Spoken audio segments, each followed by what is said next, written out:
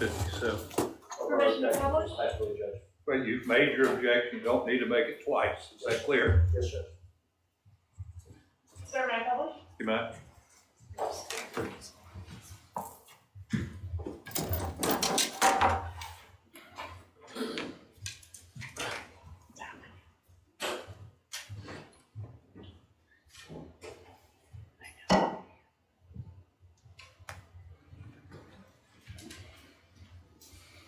All right, Mr. Geiger, I was gonna put this on the overhead, but since it's not working, I'm gonna ask if, may I have permission for the witness to step down?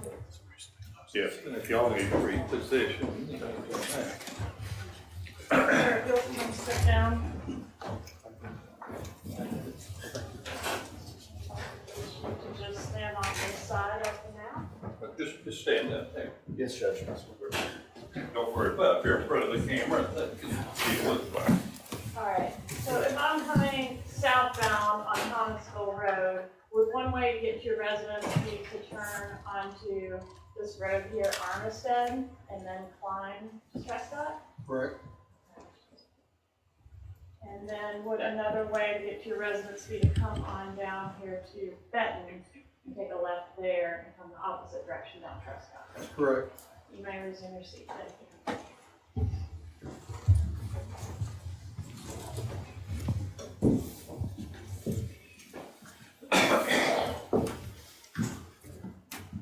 All right, Judge, may I pass around State's Exhibit 1? Since we don't seem to be able to get to someone. You might. All right, so this old-fashioned way, sir, I think you said that your house, there's kind of two homes in this photograph. Which Mine's one? on the right side. Thank you. And Mr. Markel's on the left? Is that correct? Correct. And to the jury, you're going to see exhibits during the course of the trial. You may see them well, you may not. You will have all exhibits for your consideration in the jury room to study more carefully, so don't feel like you have to memorize anything here. All right. Sir, I want to draw your attention to the date, July 18th, 2014. Do you remember an event that occurred that day that was a little unusual? Yes, I do. All right, let's just let these jurors finish looking at that exhibit.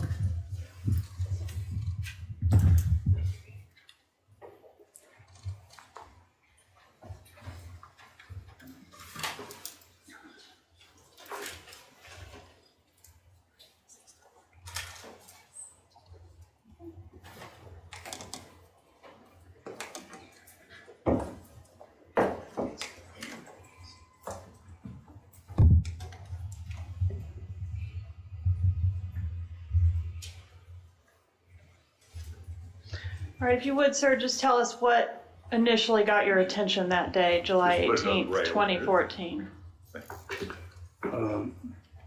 My wife and I were working on a laptop computer in our living room, which faces out to Trescott Drive.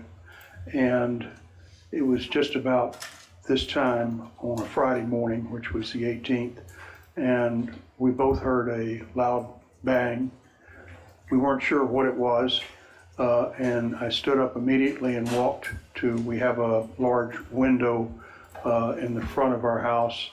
I think that's called a bow window, but it's a large window, and so I walked there to see if I could determine where the sound had come from. I didn't know whether it come from the right of us or to the left of us, and as I was looking, I noticed a car exiting Mr. Markel's driveway and then proceeding up towards Benton Road on Trescott, and the car moved very quickly.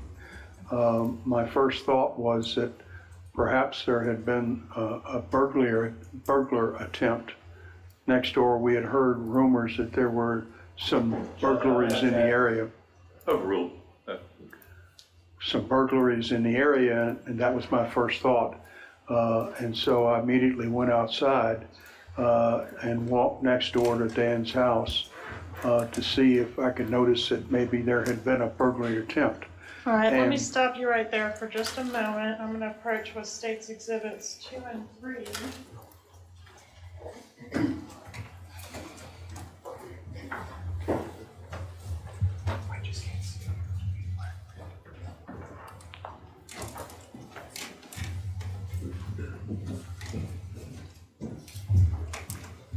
recognize State's Exhibits 2 and 3? Yes. How do you recognize these exhibits? Well, these were taken from inside my house on that later that day. All right, are these fair and accurate images of the view you would have had of Mr. Markel's driveway? Yes. Right, Judge, at this time I'd ask to introduce States 2 and 3. Any objection? No objection from Garcia, Judge. No objection, Your Honor. They'll be admitted. May I publish? You may.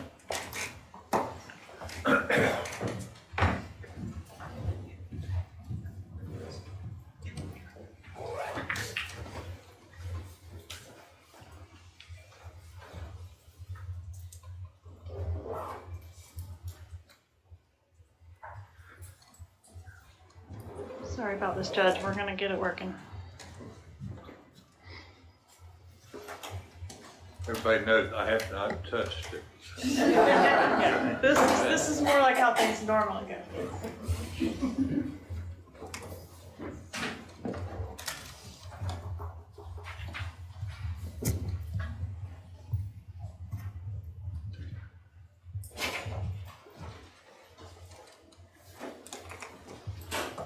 Might speed things up. You'd look at one and pass it down, so we don't have to wait for each person to look at both photographs.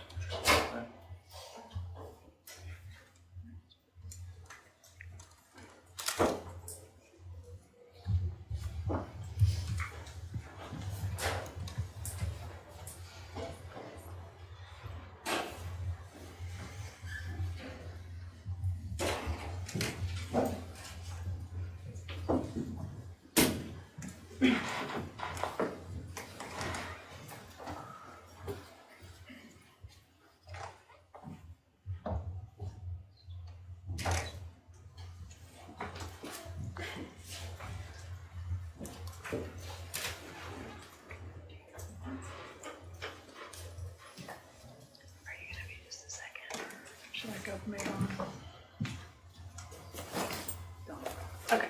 All right, we're going to move on while they're working on the technology. So you hear this bang, you look out there and see this vehicle. What can you tell us about the vehicle as far as a description? It looked to me like a Prius. I couldn't be certain that it was a Prius, but it certainly looked like a Prius. It was light colored. I thought perhaps silver, maybe even white. All right, and what about the occupants of the vehicle? Did you observe them at all? I couldn't see in the window. I didn't notice anything. It was just, it happened very quickly. All right, and were you able to get the tag number of the vehicle? No. All right, so we got your attention enough to go out there and look around a little bit. What did you see when you went out there the first time? As I walked next door to Danny's house, like I said, my first thought was that somebody had tried to break in, maybe tried to break in through the garage. But the garage door was open, and the car was in the garage, and the engine was running. And so then I thought to myself, well, this must not be a burglary attempt if Danny's here and he's getting ready to leave. And so I walked back to my house again. All right. Did you continue to keep an eye on what was going on over there? Yeah, I stood in the front of the house in my window looking out, and I don't know why, but I just stood there for a few minutes waiting for him to leave. And the car never left, and I said to my wife, I think something seems odd. I don't know, Danny hadn't left yet. And so I said, I'm gonna walk back and check it out. And so I did, and as I went next door again, I looked, and the garage door, door was still up. The car was still in the garage. The engine was still running. And I thought, well, I guess maybe he's on his cell phone talking, but it just didn't feel right. And I thought, well, I'll walk on into the garage and I'll ask him if everything is okay. So I did, and as I approached the driver's side of the car, I noticed that there was glass right in front of the door, and I immediately looked in at the car at the driver's side through the window, and it had been smashed in, what appeared to be smashed in, and I was startled then to see Dan inside and his head was bloody. And I immediately said, "Danny, what's happened?" And there was no response. And I yelled out again, "Danny, Danny, what's happened?" And again, there was no response except that his head was slowly moving from left to right, back and forth. And so my immediate thought then was we had to get medical help there as quickly as possible. And I reached in my pocket for my cell phone to call 911, and my cell phone wasn't there. I had left it in the house on the couch where I'd been originally sitting. So I ran back to my house and grabbed the phone. I came out and started to dial 911.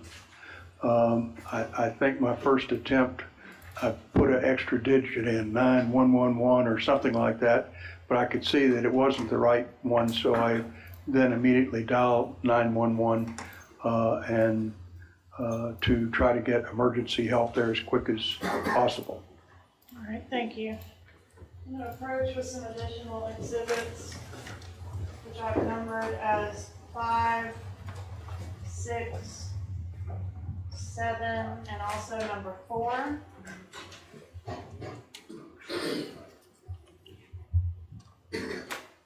Magbanua would object to number 5 if we could approach sidebar. Okay. Judge. I'll object.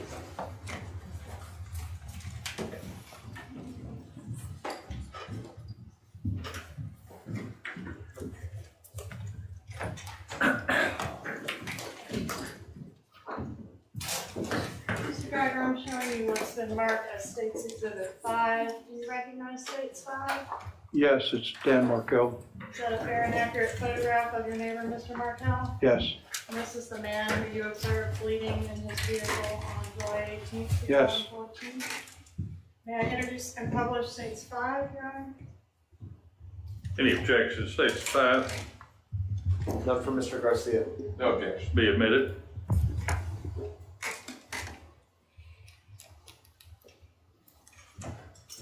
Mr. Geiger, I'm now showing you what I marked as State's Exhibits 6 and 7. Do you recognize States 6 and 7? yes. How do you recognize these? Well, this is Dan Markel's house. On number 6, you can see the edge of my house.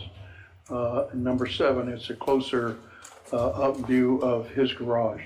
And is this a fair and accurate view of the state of his garage at the time you observed it on the date that he was injured? Yes, Judge, at this time I'd ask to move into evidence States 6 and 7. Any objection? None for Mr. Garcia. No objection. Be admitted, 6 and 7. Publish. You may. Mr. Geiger, so when you went next door, was the garage door at Mr. Markel's house open? yes. All right, and on which side of the vehicle did you approach? I approached the driver's side, which would be the left as you're looking in through the garage. You mentioned the glass was broken or smashed in, I think you said? I think I used the word smashed. It was, little pieces of glass were on the floor. And as I looked at the window, it seemed to be it was shattered and there was a kind of a gaping hole there. And when you're referring to the window, which window are you referring to? The driver's side window, the front window. All right, so the window that's in the driver's door. Yes, And it States Exhibit 7, just a closer up view of kind of how things were situated when you approached that vehicle that day. yes, Let me show you what I've marked as States Exhibit 4. You mentioned seeing a vehicle exit Mr. Markel's residence that morning. Have you had an opportunity to review States Exhibit 4 prior to today? yes, And is the vehicle depicted in States Exhibit 4 consistent with the vehicle that you observed on the day in question? yes, it is. All right. And is there anything about this vehicle that you can say is different from or inconsistent with the vehicle that you observed that day? No, All right. I'm going to ask that if you'll just initial States Exhibit 4 anywhere on there, let us know that that is consistent with what you observed.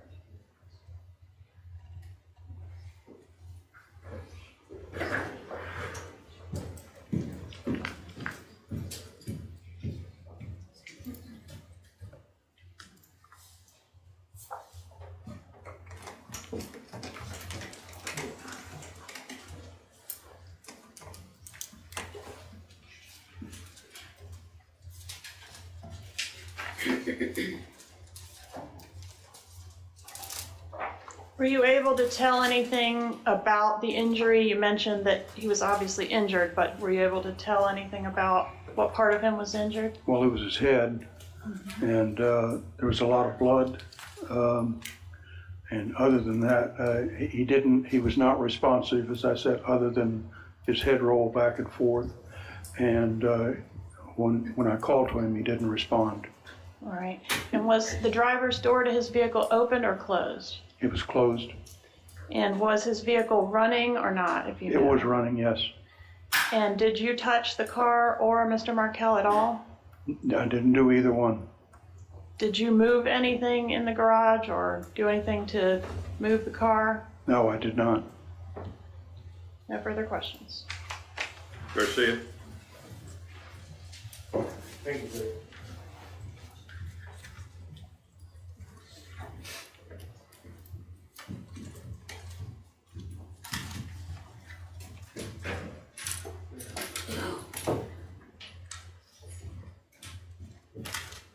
Good morning, Mr. Guy. Good morning.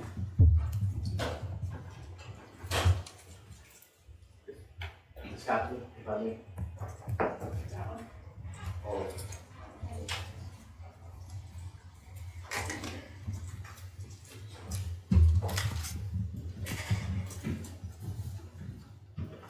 Your house is located to the, your next door neighbor, or you were next door neighbor to Mr. Markel, correct? That's correct. And you're on the same side of the street as Mr. Markel? That's correct.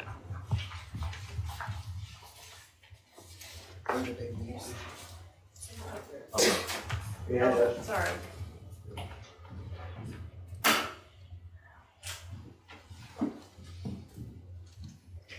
Mr. Geiger, in Government's Exhibit 3, this photograph, do I need to come closer, sir? Can you recognize? No, I can see it, yeah. This photograph depicts one of your windows looking out into what appears to be Mr. Markel's driveway. Is that correct? Correct. And after you heard what was a loud sound, you were able to look outside your window and see a vehicle moving down Mr. Markel's driveway. Is that correct? It was backing out. Was it backing out at a high rate of speed? Seemed to be, yes. When you walked over to Mr. Markel's driveway, did there appear to be any tire or screech marks that you saw? I didn't look. Did you hear? Are you talking to the witness or the jury, Mr. Sanganek? I'm sorry. Why don't you look at us, please, sir? No worries, then. I Thank you, apologize. sir. Did you hear any screeching tires? No.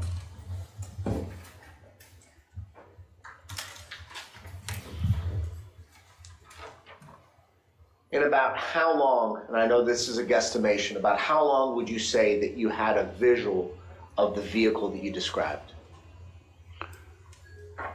I would say probably 10 to 15 seconds. 10 probably be closer. So closer to 10 seconds, sir? 10 to 15, yes.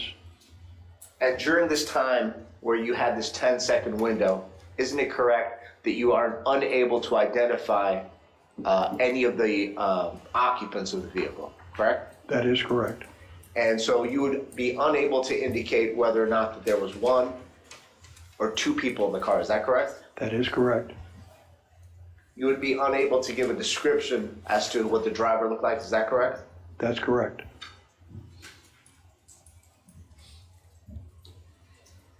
On your second trip to the Mr. Markel's garage, when you did approach the vehicle and you saw Mr. Markel, did you walk up to the driver's side door?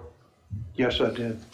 At any time, to your knowledge, did you step on any of the glass that was next to the driver's side door? I think I must have, yes.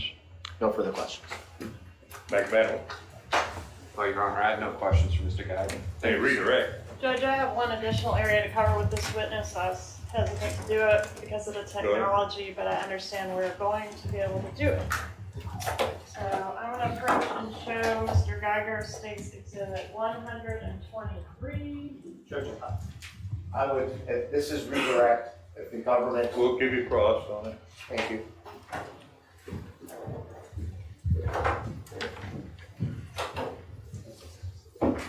Mr. Geiger, have you previously had an opportunity to review this exhibit? Yes, I have. How do you know this is the same exhibit that you previously reviewed? Well, I initialed it right here. Okay, and what was on this exhibit? This is a recording of the 911 call and in its entirety. All right, and was this call made by you? Is this your voice on the call? Yes, it is. And is it a fair and accurate recording of the call that you made that day? Yes, it is. And was the call made at or near the time that you perceived these injuries to your neighbor? Yes, it was, within a couple of minutes of my discovering him in the car when I was then able to make the 911 call. And is it fair to say that you were still under the stress of the event of observing that site when you made the call? Well, yes, of course. Judge, at this time I'd ask to move into evidence states exhibit 123. Objection. No objection, Your Honor. No objection from the city. Be admitted. May I publish? You may. We'll see.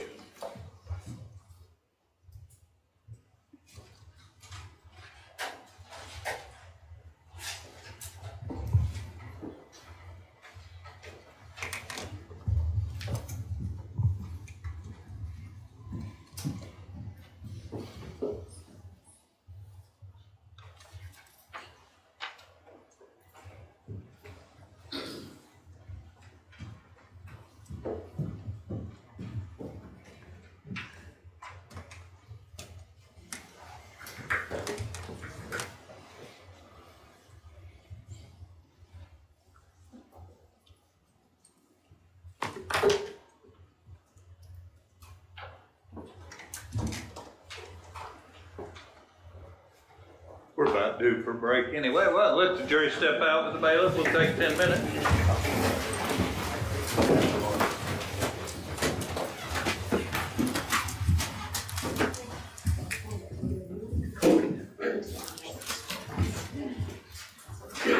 Obviously, you guys can touch it.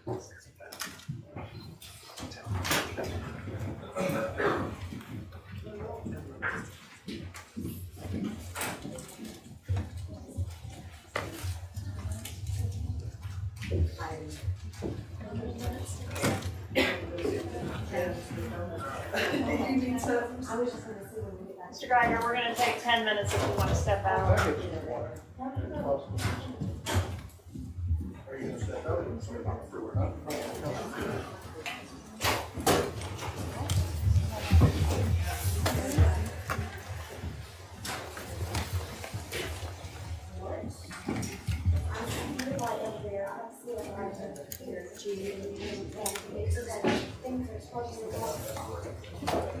Water fountain, working out.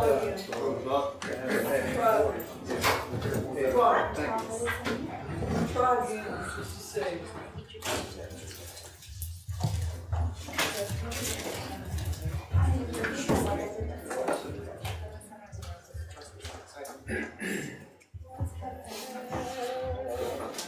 Did you figure it out later? Did you get that? Sort of. People that tested it out. Okay.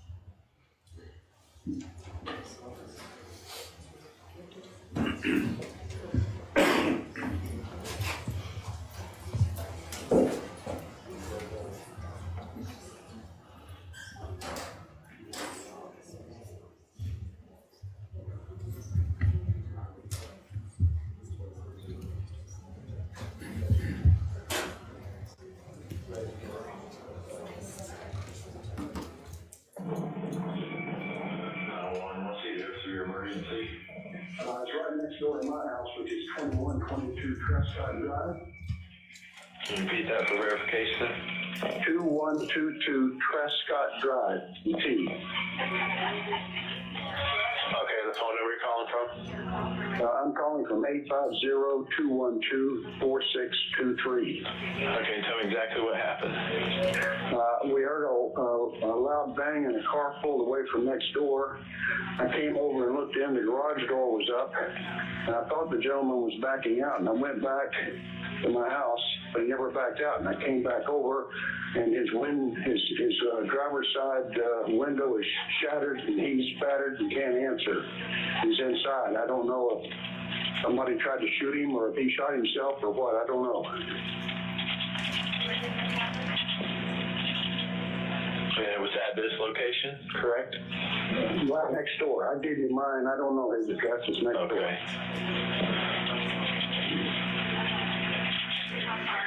He didn't send an ambulance in a hurry. EMT. He's still alive. He's moving. Okay. What's going on with him? I don't know. The driver's side window is all bashed in. He's inside. The car is running, and he's got blood all over his head. He's not responding to me. That number, by the way, is 2116 2116.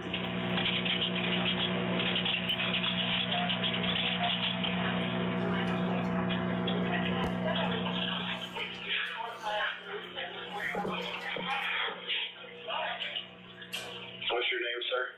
My name is Jim Geiger, Geiger. I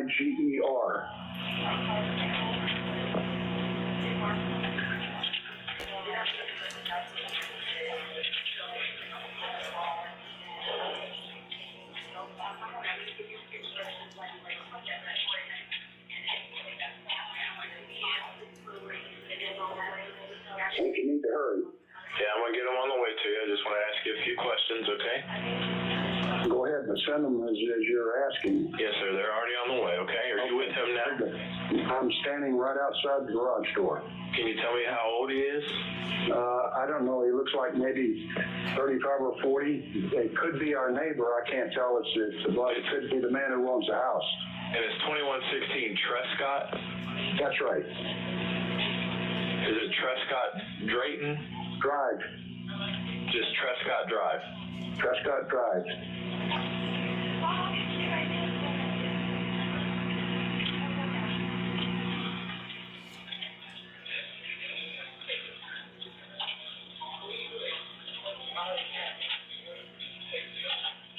Hang on 1 second for me, okay?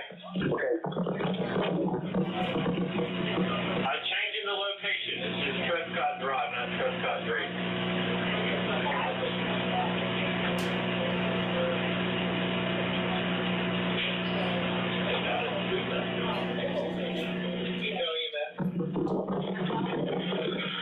All right, sir.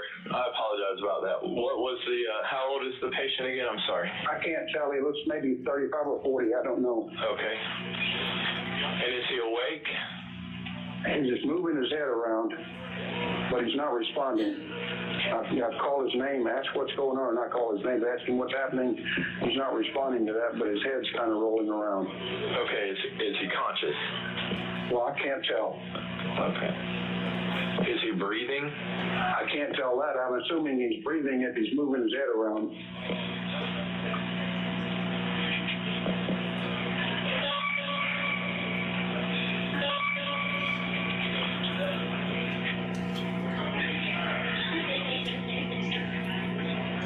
Did you ever hear him talk or anything? No. Okay.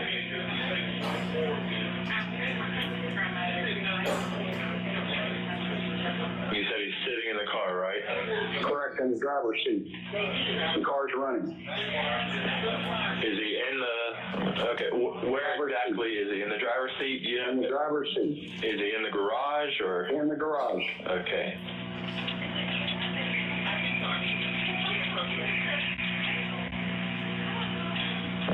Police needs to go.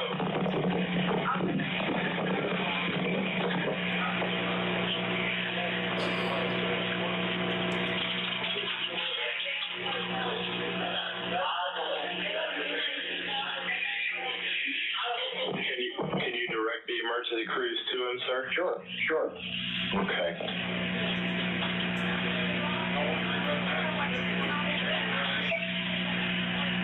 All right, I'm sending the paramedics to help you now. Just stay on the line. I'll tell you exactly what to do next.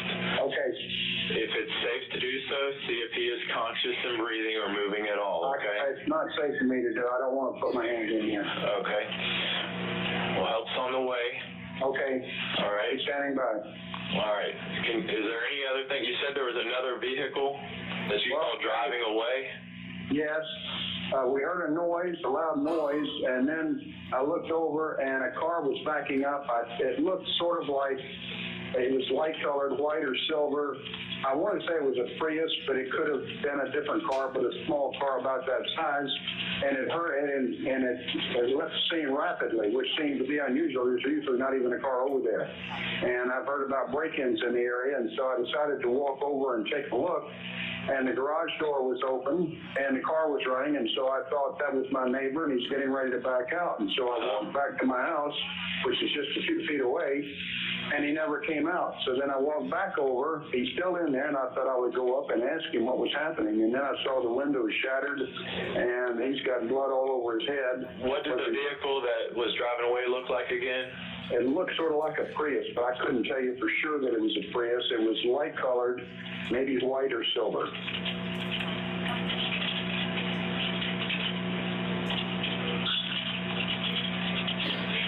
I'm gonna be over here waiting for the EMT, honey. Okay, go ahead, but just tell the kids to hold on inside. They're okay. Tell them I'm out here.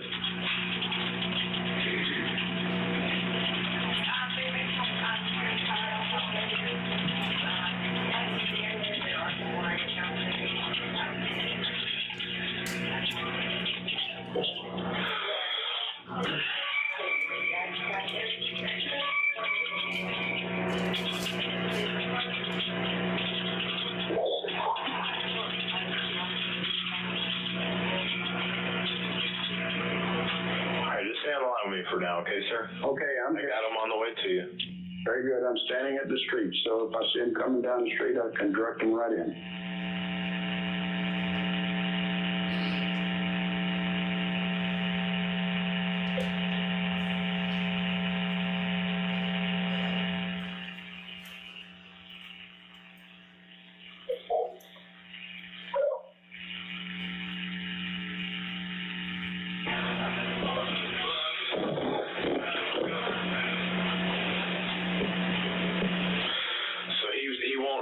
To you at all?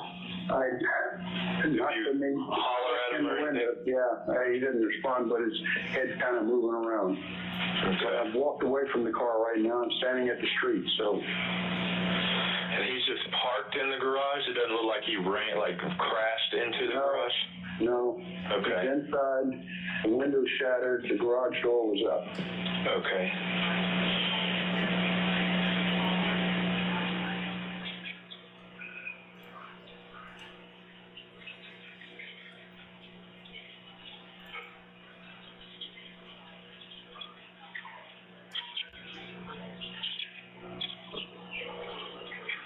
Roadway. Okay, well, we need EMT. Well, the officer's going to be there first. They're not going to come until we figure out what's going on, but they're on the way as well, okay? You better be if this guy's got a shot. Living. Yes, sir. They're on the way as well, okay? Yeah, it looks like he could be an officer now.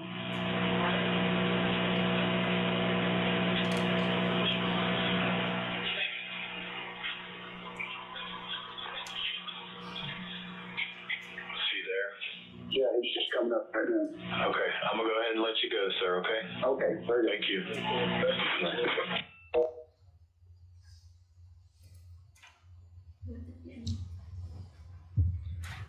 Mr. Geiger, when you observed the first responder arrive at the scene, that was at the 14-minute and 36-second point into that call. Is that accurate?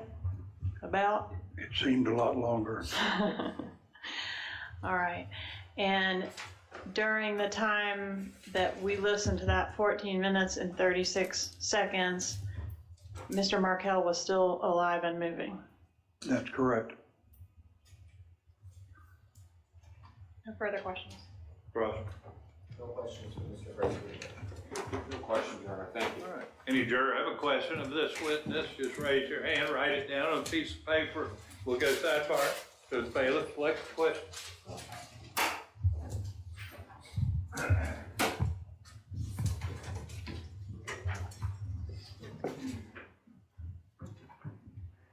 You just collect.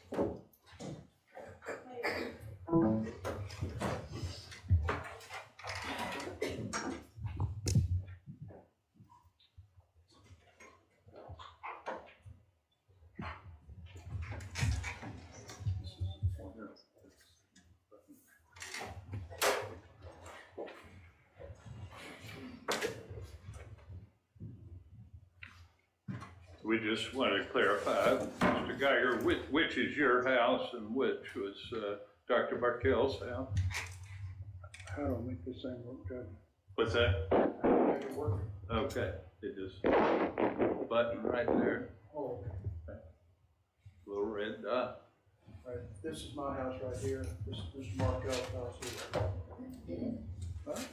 Any follow-up from the attorney? No, sir. No, Judge. No, Your Honor. Thank you. All right, you can step down, Mr. Geiger.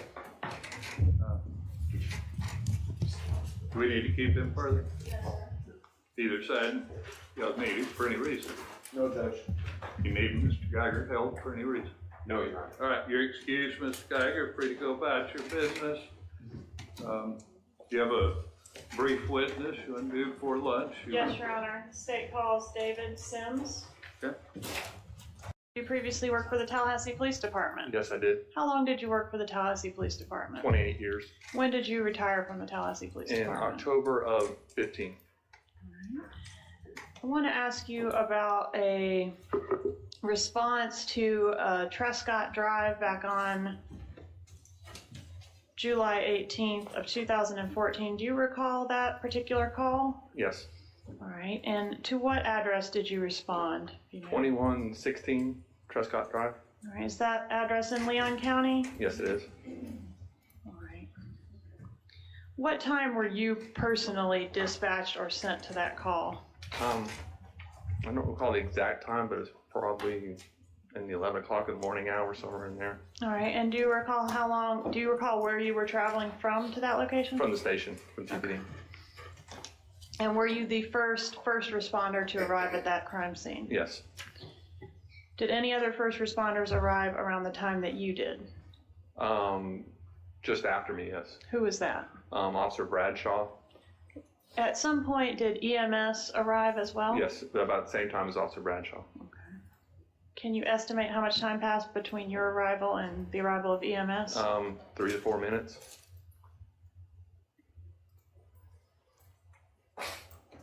Did you have contact with a James Geiger there at the scene? Yes. And did he point out a vehicle to you? Yes. All right, I'm going to show you what's been marked as State's Exhibit 9.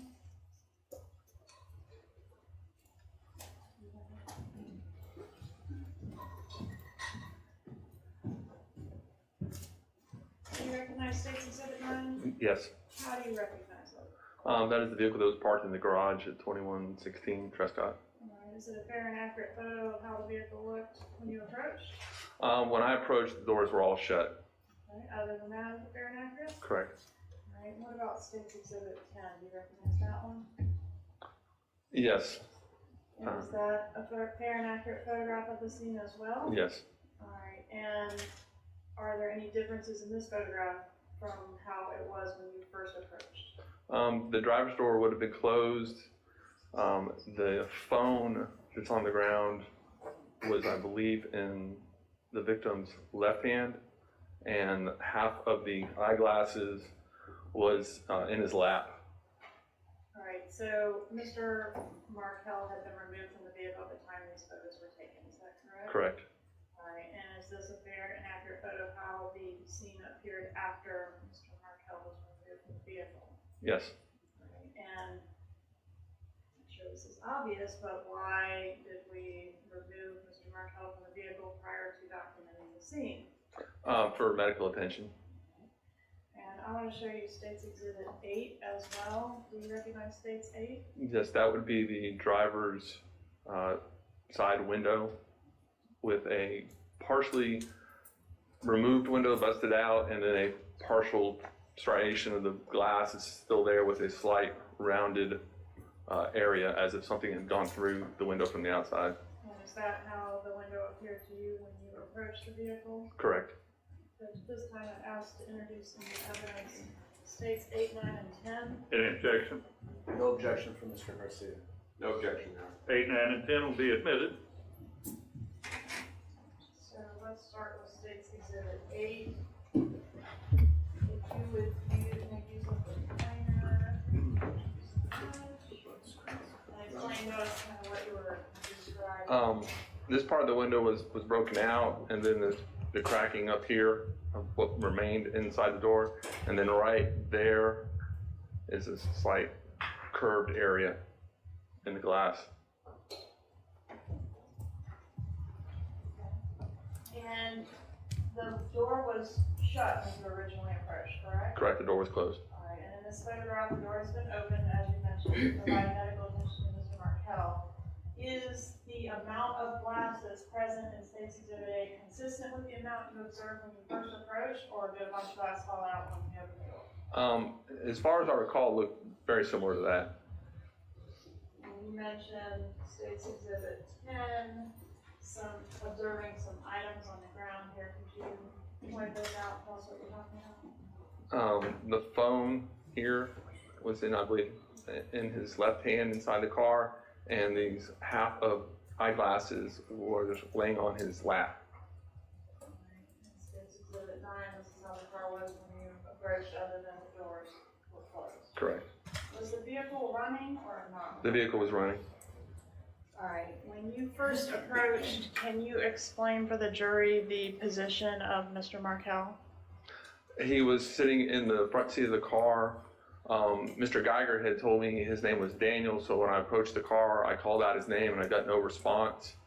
And I got a little closer, called again, no response, and he was sitting in the front seat kind of slumped forward, and there was a gasping to his breath. But he was not responding to me, and his arms were down in front of him.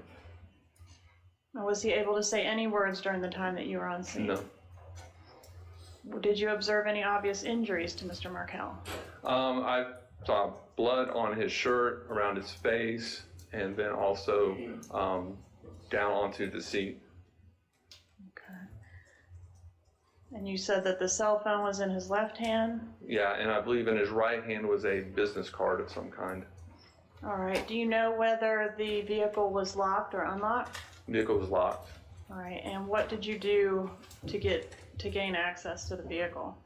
In the picture that had the window that was broken out on the driver's side, I reached in, and usually what standard procedure for me was I had a pen in my uniform, and I'd use the pen to hit the unlock, not to contaminate any fingerprints, hit the unlock, went around to the other side, opened the door with the pen, opened the door, and reached in, made sure that the gear shifter was in park, which it was, and then turned the car off and took the keys out for the victim's safety and for first responder safety. Who was responsible for removing Mr. Markel from the vehicle? The EMTs. All right. And did the EMTs provide medical assistance that you observed? Yes. Do you know what particular medical assistance was provided while you were on scene? No, I do not. Did you enter the residence? Yes. Did you observe any evidence to indicate that a perpetrator had entered the residence? No, and myself and Officer Bradshaw and Officer Brandon, we had to use the keys that were taken out of the ignition to unlock the door in the garage into the house to search the house. That door was locked. All right. As were the front door and the back door. Okay, so no signs of forced entry to the residence? No. Was there anything indicating a sign of a struggle or a robbery inside the residence? No. Or outside, for that matter? No. No further questions? Trump.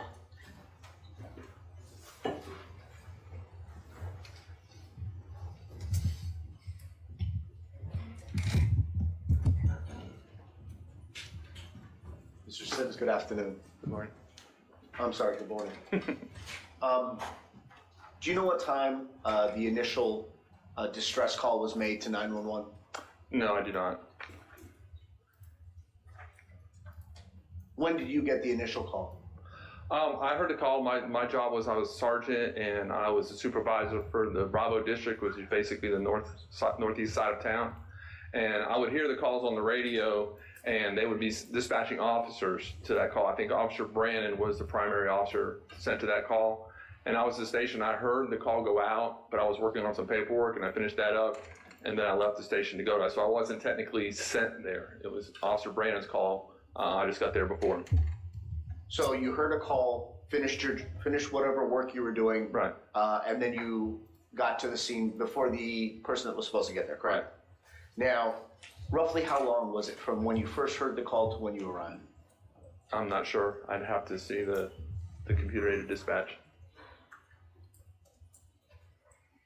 Can you give me a guesstimate? Was it 2 minutes, 5 minutes, 10 minutes, 20 minutes? It would be less than 20. And so during that time, from the initial dispatch, there's no way, or you don't have any direct evidence as to any of Dan Markel's movements inside the vehicle, is that correct? I do not. And so while you found him with a cell phone in his left hand, you don't know that's how that cell phone was 20 minutes before that, correct? I do not. The same goes with the business card? Correct. Or anything else within the contents of the vehicle, correct? Correct. No further questions. Magbanua. No, Your Honor. All right, redirect. No, sir. All right, any juror have a question of this witness? All right, you can step down. We need to keep him any No, he further? may be released, Your Honor. You need him for any reason? No reason, Your Honor. All right, you're excused. Thanks for being here. You're excused. Judge, I do have one other very brief witness if you're interested in that. Okay. State calls Stuart Schlazer.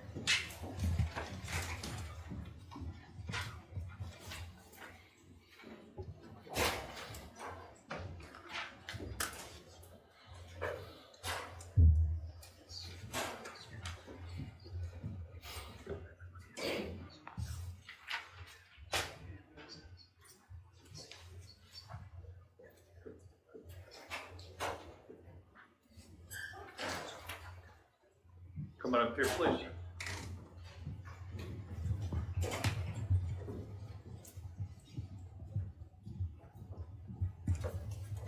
Would you face the clerk here, raise your right hand to be sworn? Swear affirm testimony about giving this case be the truth, whole truth, and nothing but the truth, so help you God. Have a seat. Slide up the microphone, please, sir.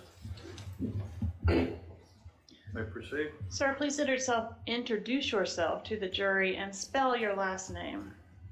My name is Stuart Schlazer, Schlazer. I Spell guess your first name, better please, spell too. Stuart as well. Stewart. Thank you. All right, Mr. Schlazer, how are you employed?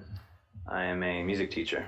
All right, how were you employed back on July 18th of 2014? I just quit my job at the School of Arts and Sciences in Tallahassee to accept the job that I currently teach at.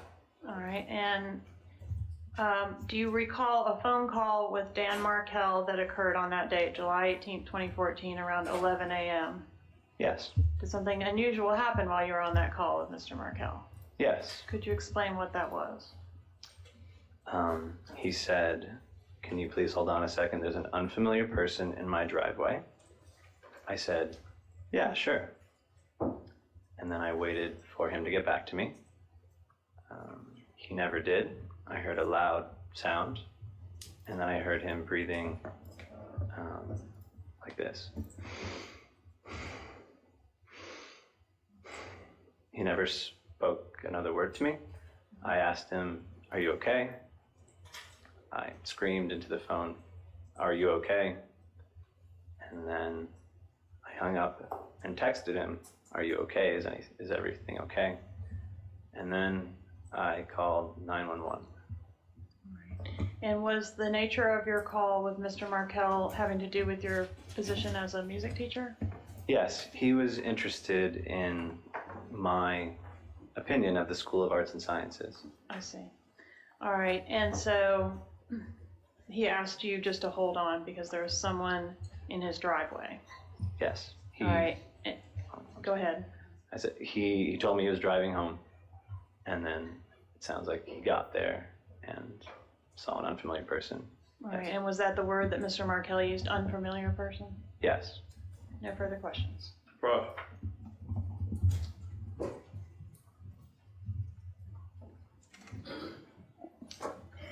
Really quick. Did he say person or persons?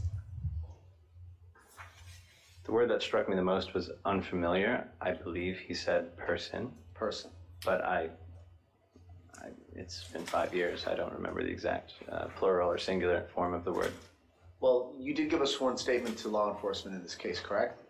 Yes. And during that sworn statement, when you described what took place, you said unfamiliar person being Sigma, correct? I believe so, yes. Thank you. Magbanua. Not this close to all adjournment. No questions. Redirect. No, sir. All right.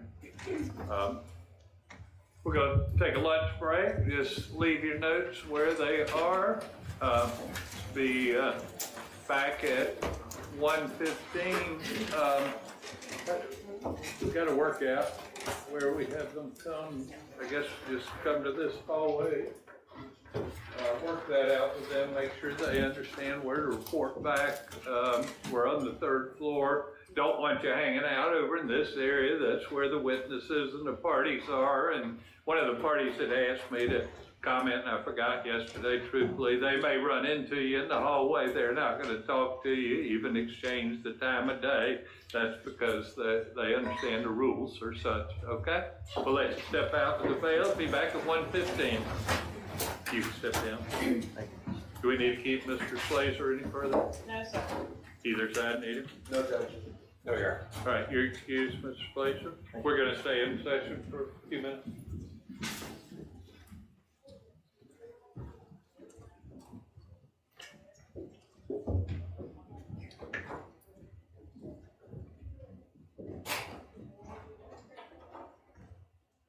Everybody be seated. I just want to clean up a couple of things in the opening statement. Both sides talking about people in many instances by first name. We're not going to get into just referring to people by first name. I decided not to intervene since it involved both sides. But I want to refer to people either Mr. or Miss or by their full name. We're not going to get into referring people by just their first name. That becomes a little too casual. We're not going to get into speaking objections. If you have an objection, state your legal objection. If you feel a sidebar is needed, let me know that. I may or may not grant a sidebar. Please don't abuse the sidebar. I've been here a little while. I generally know what the objection means, but if there's something you think I don't understand, then ask for a sidebar. Be largely a matter of how often there are requests for sidebars, my view on sidebars. So, but legal objection, any other discussion should be at sidebar.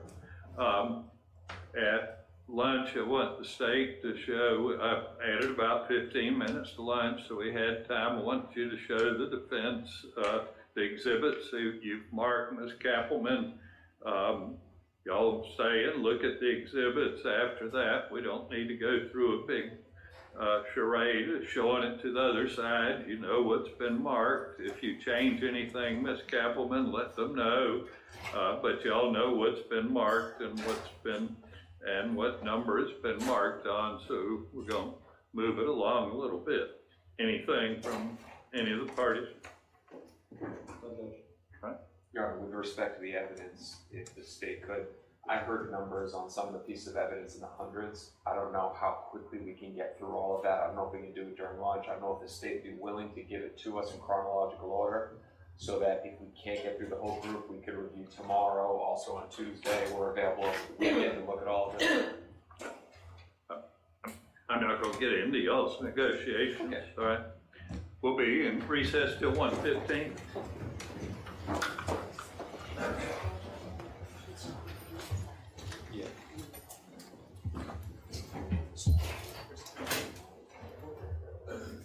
one ever touched any of those 4 door handles in the other areas that you mentioned?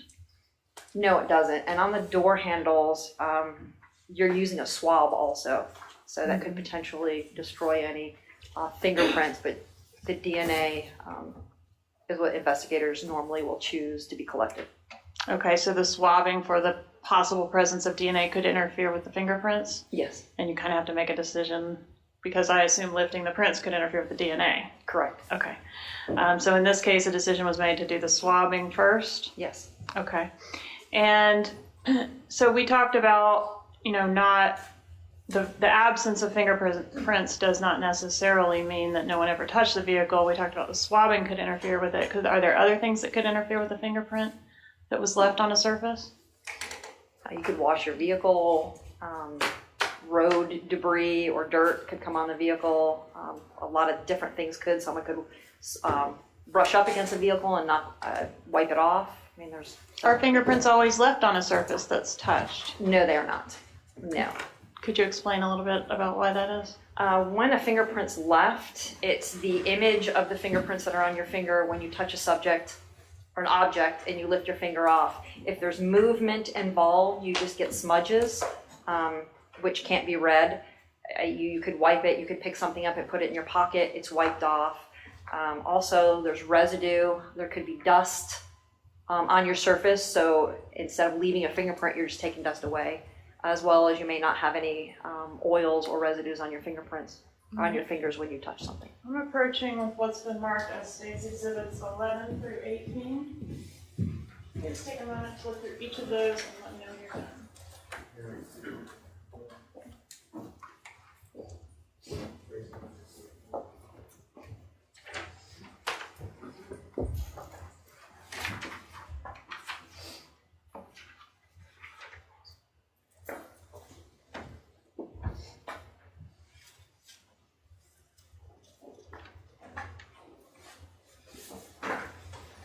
Do you recognize States 11 through 18? Yes, I do. What are they photographs of? Photographs of evidence collected from the vehicle.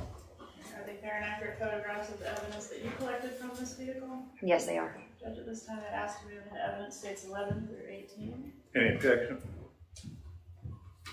None from Garcia, Judge. No objection, Your All Honor. right, they'll be admitted. Ma'am?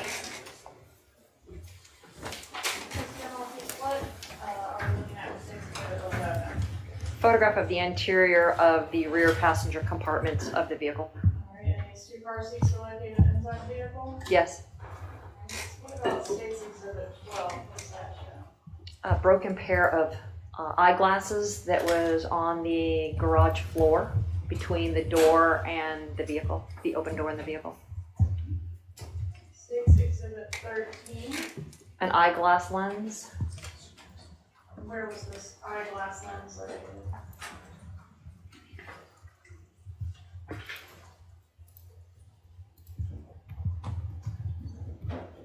I believe that one is the floorboard of the driver's seat. Okay. State's Exhibit 17. Is going to be the front driver's window, And what were you attempting to capture in this photograph? a hole in the window. And State's Exhibit 16. It's going to be an enlarged or close-up photo of that hole in the driver's window. All right, is the hole consistent with a bullet hole? Yes, it is. State's Exhibit 18. What does this show? It's going to be the floorboard of the driver's seat. All right, and what item of evidence were you attempting to depict in this photograph? It's going to be an overall photograph, but in the photograph there is glass and a business card. Business card here? Yes. Did you collect that item? Yes, I did. State's Exhibit 14. What is this? It's going to be a wallet that I collected from, I believe, the glove box. Was the glove box open or closed? I believe the glove box was closed, but I'm not 100%. That would be one of the investigators. All right. State's Exhibit 15. That is going to be the money and contents of a photograph of money and contents of the wallet.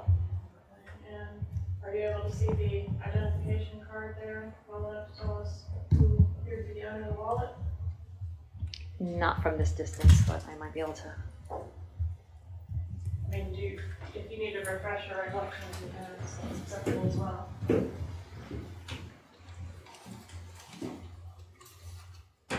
Yes. You are able to tell us? Yes, All right, whose identification is there? Mr. Markel.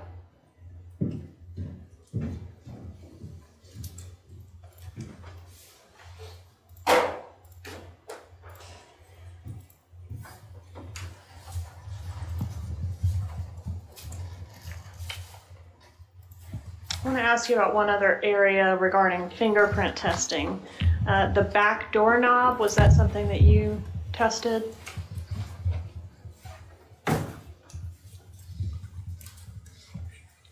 As far as the entry into the house?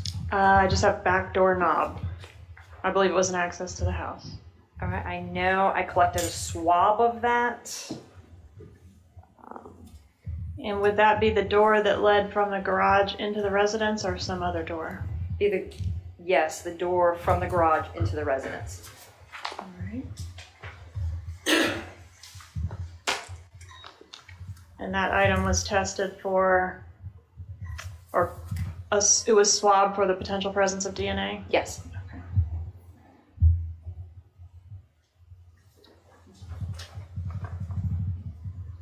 And again, the swab would interfere with the presence of fingerprints? Yes. Right. And again, you're not the person that tests that swab, it goes somewhere else for that? Correct. Okay.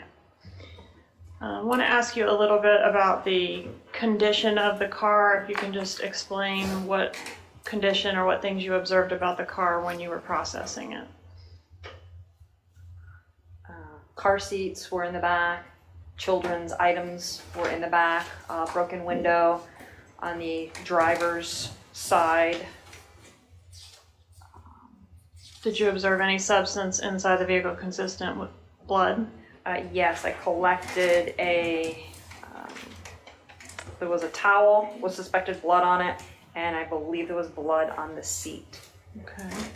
And did you note any casings or projectiles inside the vehicle? No, we searched the vehicle and the garage for casings and projectiles and did not locate any. Could you just briefly explain to the jury what a casing and projectile is? In a bullet, what comes out of the front of the gun is the projectile, and a casing is what that is all in. It's ejected from either ejected, or if it's a revolver, stays in. But it's what remains with the gun. All right, and none of those items were found inside the vehicle? Correct. Or anywhere else on the crime scene? Correct. All right. I want to talk about what you did impound. Approach with states 159 through 165.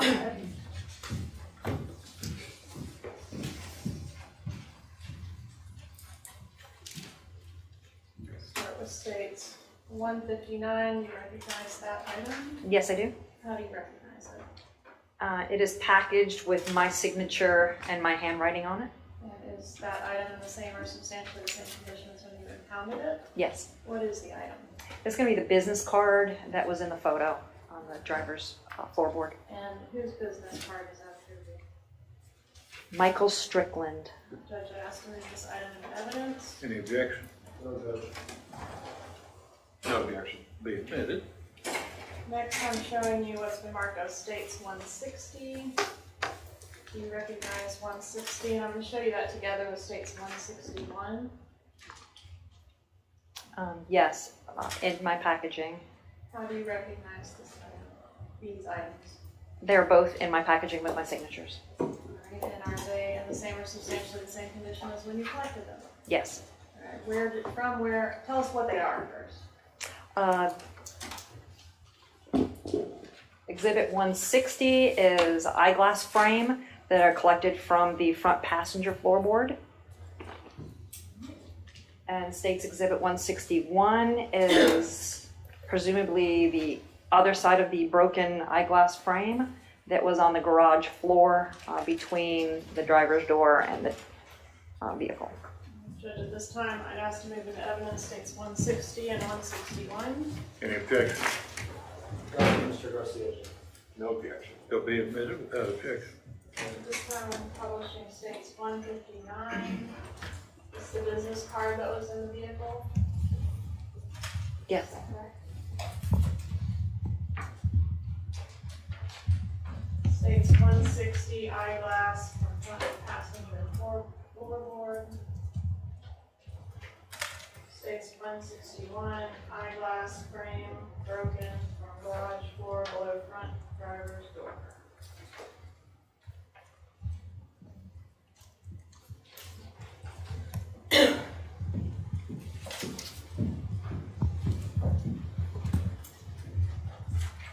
Next, I'd like to show you what I've marked as states exhibits 162 and 163. And ask if you recognize these items. Yes, I do. How do you recognize them? They are in my packaging from the scene with my signatures and seal.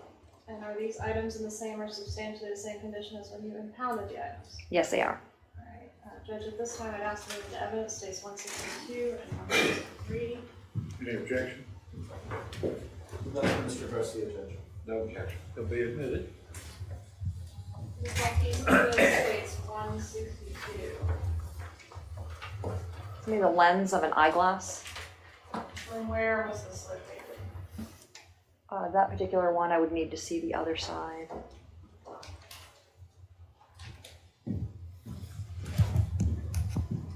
It's going to be from the front driver's floorboard.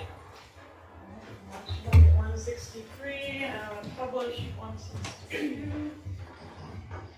And from where was, well, tell us what 163 is. 163 is a broken eyeglass lens.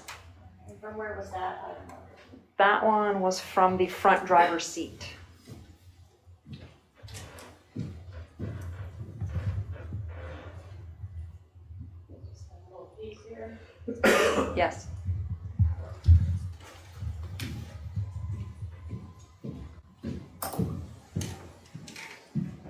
Show you what's been marked as states 164. You recognize 164? Yes, I do. What is that item? Item number 164 is the brown wallet and the contents that were taken from the glove box. Is it the same or substantially the same condition as when you impounded it? Yes, it is, minus the cash money. What happens to the cash money? I have to impound that separately. It gets held in a separate vault in the property evidence section. And are you able to get a better look at this exhibit as to whose identification that is? Yes. And whose is it? Dan Markel. All right, Judge, at this time, I ask to introduce states 164. Any objection? No objection. No objection. All right, will be admitted.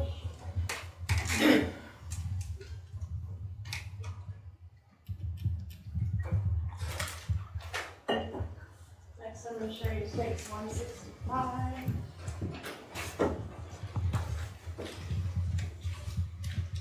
You recognize this exhibit? Yes, I do. And how do you recognize this exhibit? With my packaging and my originals and my seals. What is this exhibit? This is the portion that I could collect out of the front driver's window. Okay, so the same area that we were looking at in the photographs? Yes, it's the piece of glass. And how were you able to extract this without shattering it? I used clear tape and I taped both sides of the window before taking it out so it wouldn't crumble. Is it in the same or substantially the same condition as when you impounded it? Yes.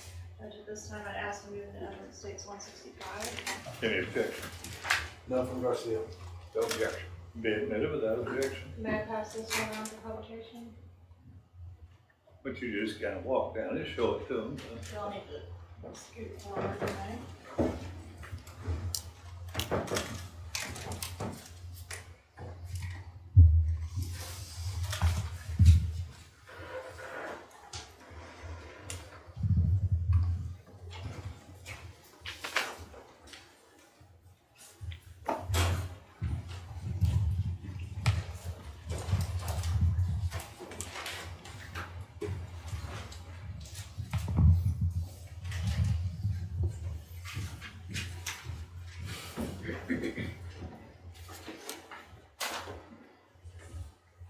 Ms. Maltese, were you also asked to photograph Wendy Adelson's vehicle? Yes, I was.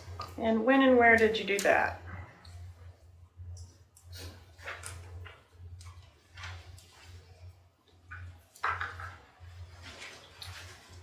that at 3 p.m. on the 7/18 of 2014 at the Tallahassee Police Department. And was that the same date that you photographed the scene that we just viewed? Yes. Okay. I'm going to show you State's Exhibits 19 through 22. Please take a moment to look through those before I finish.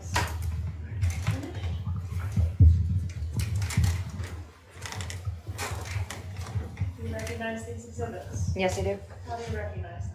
I took the photos.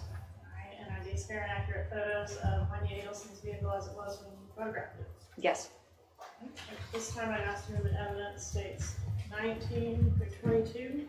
Any objection? No objection from Mr. Garcia. No objection. Will be admitted.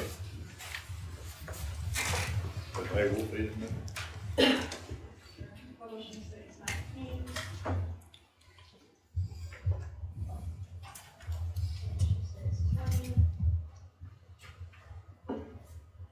Publishing states 21. Ms. Maltese, what is picture that states 21?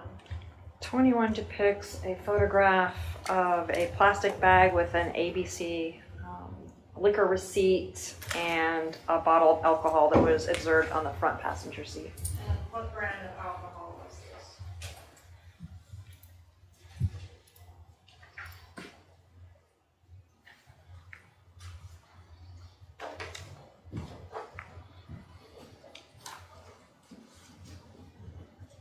Small batch, Bullet Rye Frontier Whiskey. Bullet? Bullet, B-U-L-L-E-I-T. And State's Exhibit 22, is that a close-up photograph of the receipt? Yes. I'm going to approach with State's 22 and ask if you can inform the jury when the receipt indicates that the Bullet whiskey was purchased. 7/18/2014 at 12:49.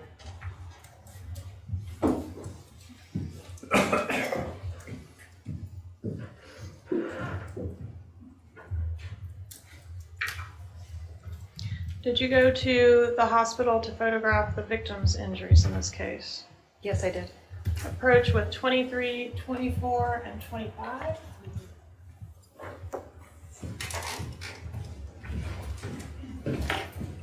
Your Honor, may we go sidebar? Good.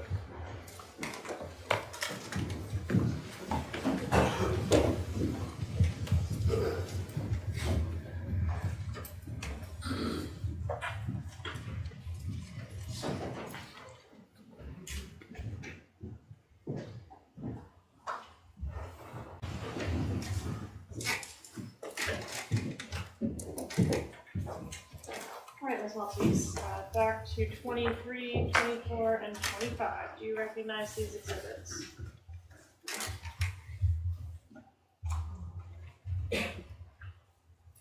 Yes, I do. How do you recognize the exhibits? They're photographs that I took at TMH emergency room. Are they fair and accurate photographs of the condition of Dan Markel when you took these photographs? Yes, they are. All right, and tell us again when these photographs were taken, if you have an idea. These were taken approximately 12:20 or slightly thereafter on 7/18/2014. Judge, at this time, I'd ask you to move into evidence states. Clarify, that'd be 20 minutes after noon. Yes. I always get mixed up on which is AM, which is PM, but it's 20 minutes after noon. Okay. 23, 24, and 25 will be admitted. May I publish? You mind? Judge, I think I'd prefer to pass around 23, or I can walk down and do it if that's acceptable. I don't want to know things. Okay.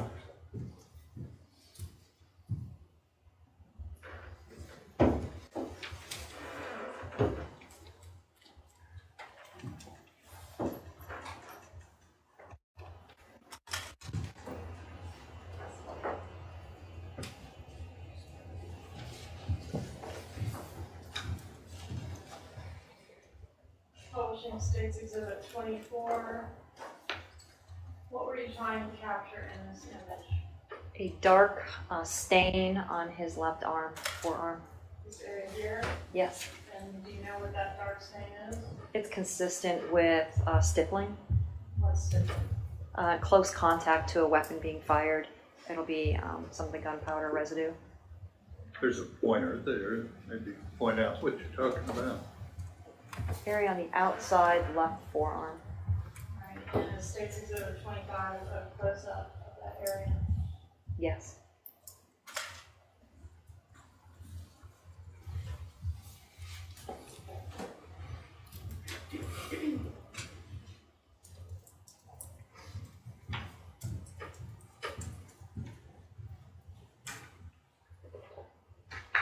No further questions. Cross.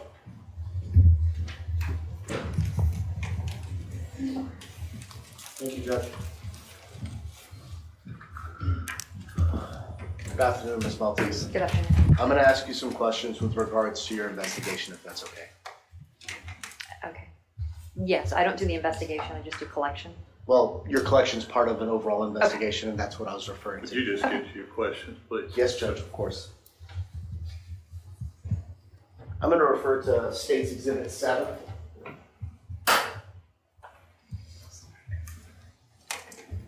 Ms. Maltese, was that the view that you had as you were approaching 2116 Trescott? Yes, the inner perimeter, yes. And was the vehicle, as photographed in this picture, in the same position as it was when you got there on that day? Yes. And I believe if you look closely, you can see that the driver's side door and the passenger side door are both open? Correct.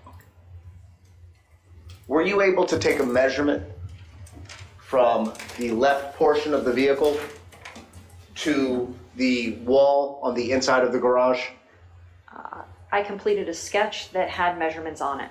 And roughly, what's the distance, if you recall, from the left exterior of the vehicle to wherever there were items inside the garage?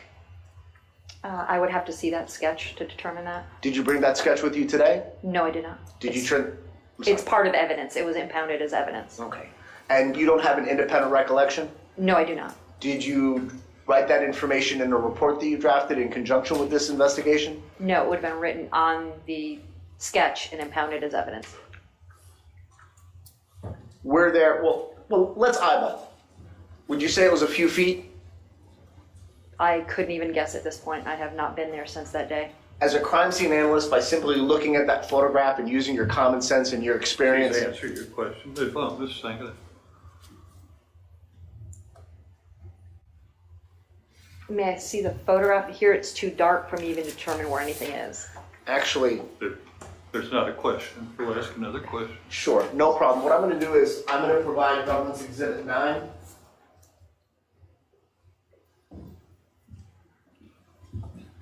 That's a closer view of the vehicle position in the same exhibit, well, in the same position as it was in Exhibit 7 for the government. Is that correct? Yes.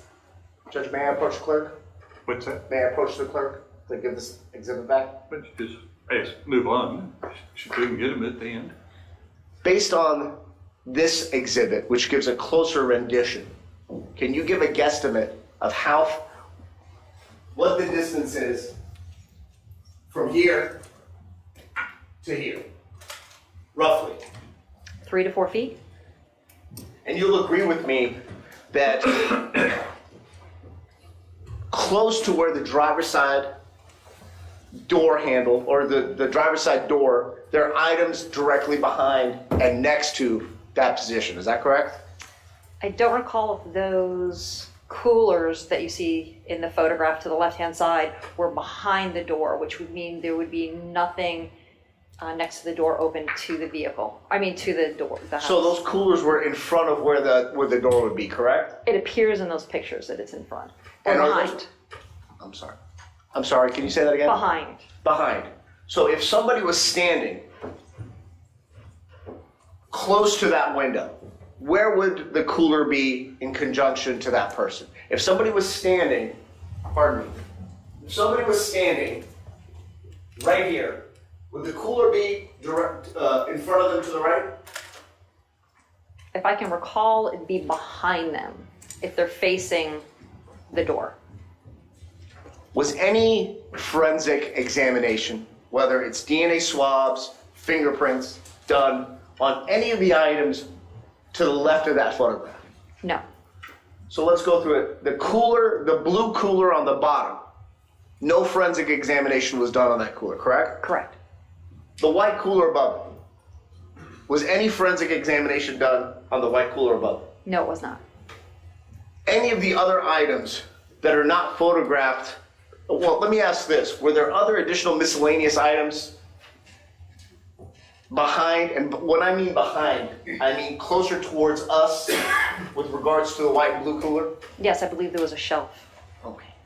And was any, you indicated that you guys did a, was it a DNA swab on the door handle to get into the house?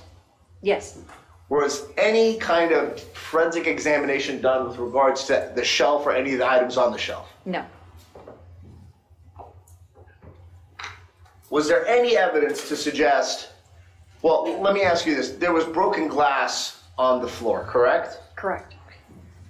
And was it in any kind of specific pattern or was it in a random pattern? As if it fell out when the door was opened.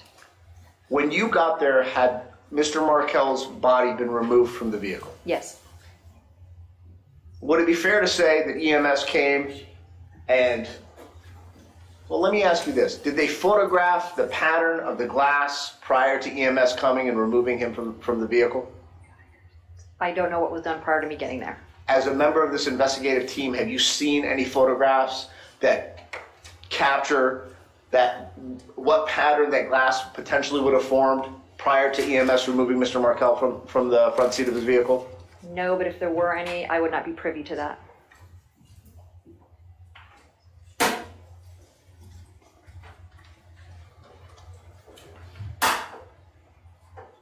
Do you know the dimensions and the height from the floor to the ceiling of that Honda Accord? It would be on that sketch. On the sketch, okay.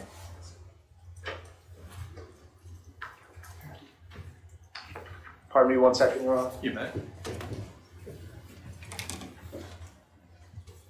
Nothing further from Mr. Garcia. Magbanua. No, Your Honor, no cross. We're all good. Any redirect? No, sir. Any juror have a question of this witness? All right, you can step in. We want to keep her further. No, Your Honor. Anybody need her further? No, Your Honor. All right, you're excused. Call your next witness. Yes, sir. The state calls Carrie Rosanna.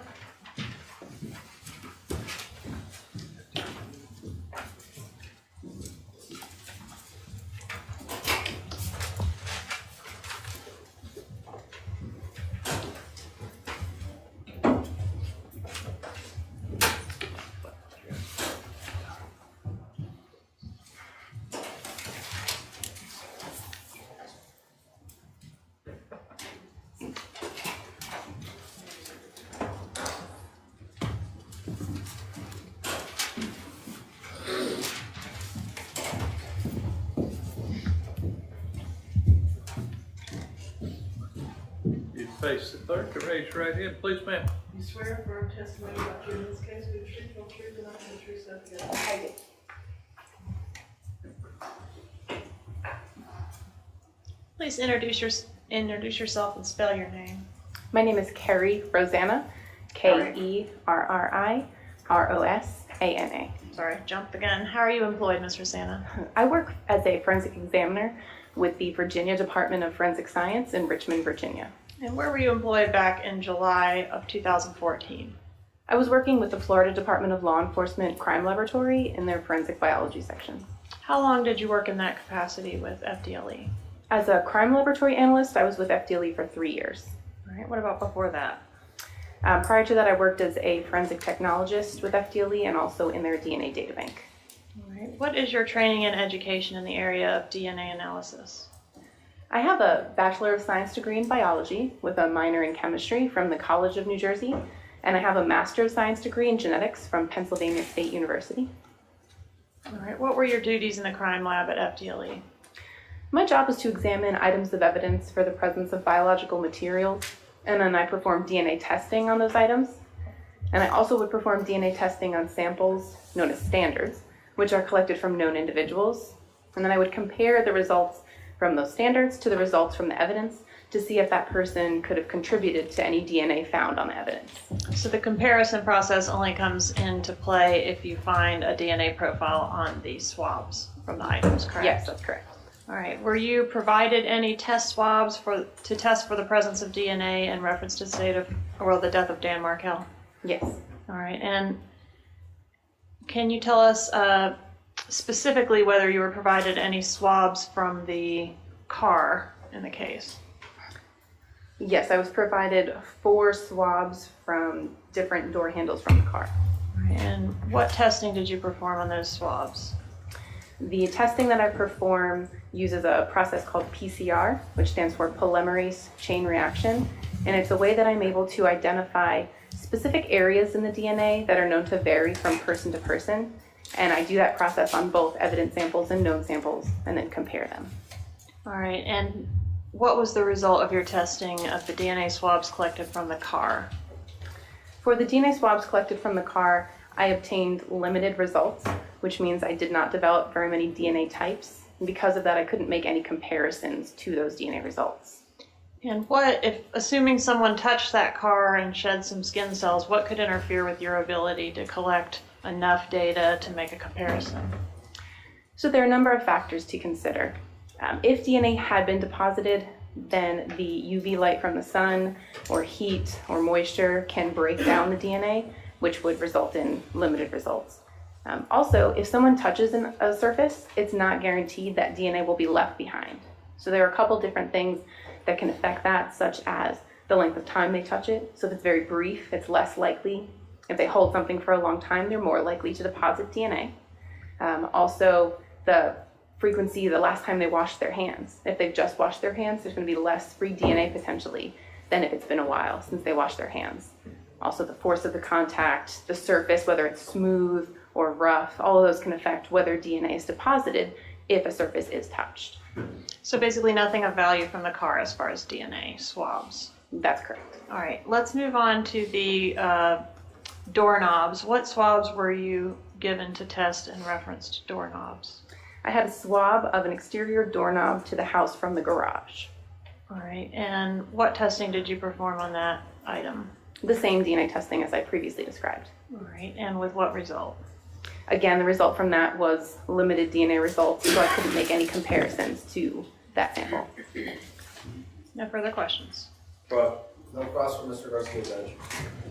No problem. No cross here. Thank you. Any juror have a question this week? Creative keeper further? No, sir. But neither further? No, thank you, Judge. All right. No, Your Honor. You're excused. Thanks for being here. Call your next witness. State calls William Cornegay.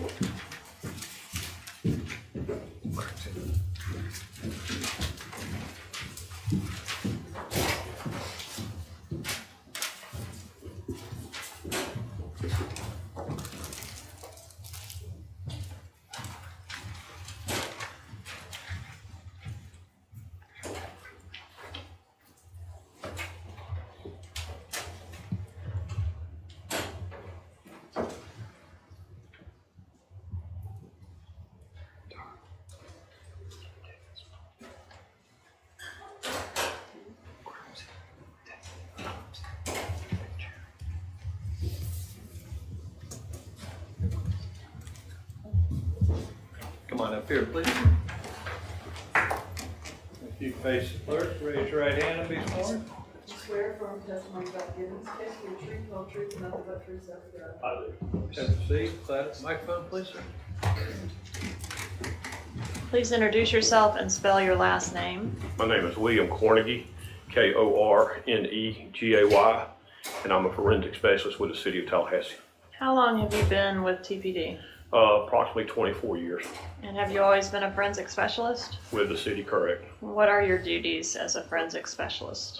Document crime scenes, collect evidence, preserve evidence, and process evidence. All right. Did you assist Joanne Maltese in the collection of evidence in reference to a scene on Trescott Drive on July 18th, 2014? Yes, ma'am. And what time did you arrive at the crime scene? 12 o'clock. What was the status of the forensic examination at the time that you arrived? It had already been in progress when I arrived. And I believe it was pretty much well, it had gone through its process, and I was at the tail end of it. Okay, what role did you have at the scene as far as processing items or collecting? At that scene, I assisted Ms. Maltese with processing a vehicle that was in the garage for latent prints, and basically doing eye search on the scene for other evidence. All right, did you locate any fingerprints? No, ma'am. All right, did you, we got put the cart a little bit before the horse on this, but did you swab the doorknobs for potential DNA? No, ma'am. Okay. Was Joanne Maltese responsible for doing that? She was a primary, yes, ma'am. All right. Did you note whether or not the doors were locked to the residence? I don't believe I noted. At that particular time, I didn't have any involvement with the residents inside. You did not go inside? I believe there might have been an open door in the garage, but I don't remember anything that was processed inside the house. All right, by the time you arrived at the crime scene, the door to the garage was open, meaning the access to the house? I believe it was. Okay. Did you look for casings at the crime scene? I did. And was part of your job to look around the yard area, the driveway area for the presence of casings? Correct. Also in the garage? I looked as much as I could within the scene, yes, ma'am. All right, did you find any? No, ma'am. Are you familiar with firearms? I am. What are the possible explanations, assuming a firearm was fired, for why there would not be the presence of casings? Could be a... I'm gonna object this to speculation. Overruled. Go ahead. It could be a revolver. It could be a semi-automatic that could malfunction. All right. Why would a revolver not produce a casing? They would have to be manually ejected from the weapon. All right. So when a revolver is fired, the casing does not eject? Not automatically. Okay. And a semi-automatic does eject a casing, correct? If it functions correctly. All right. And a third scenario that you didn't suggest is somebody could have picked them up? That's the third one, yes, ma'am. All right. Did you attend the autopsy in this case? Yes, ma'am, I did. Did you collect any items of evidence from the autopsy? I did. I'm going to show you what I've marked as 167 and 168. Do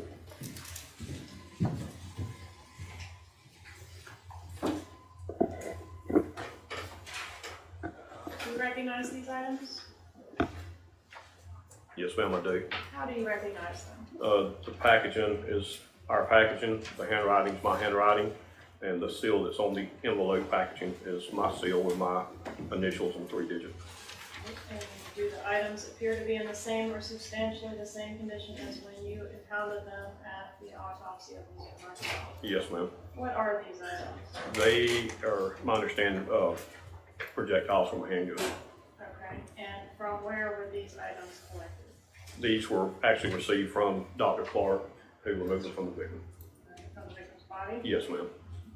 Judge, at this time I'd ask to move into evidence 167 and 168. Any objection?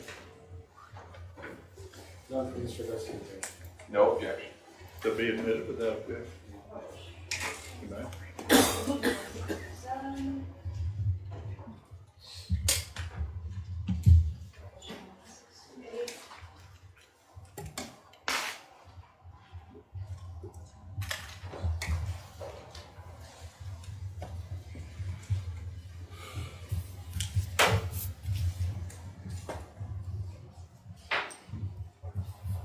One moment, please.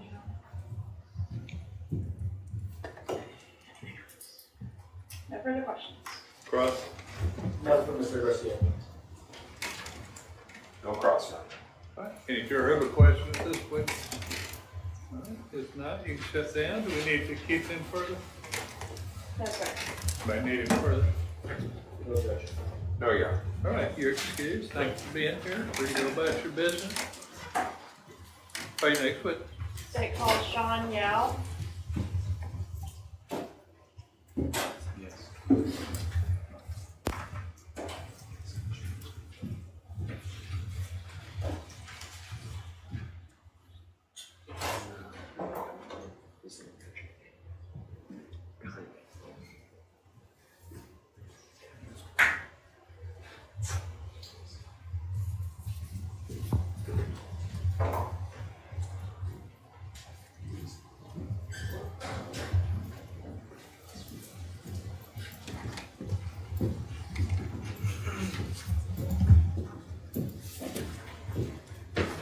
Please, clerk, be sworn, please.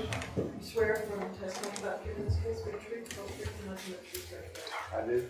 Have a seat, slide up the microphone, please.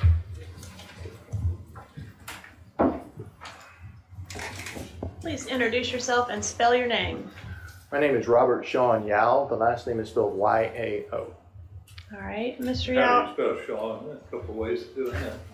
Sean is spelled like it sounds, S-H-A-W-N. All right, sir, how are you employed?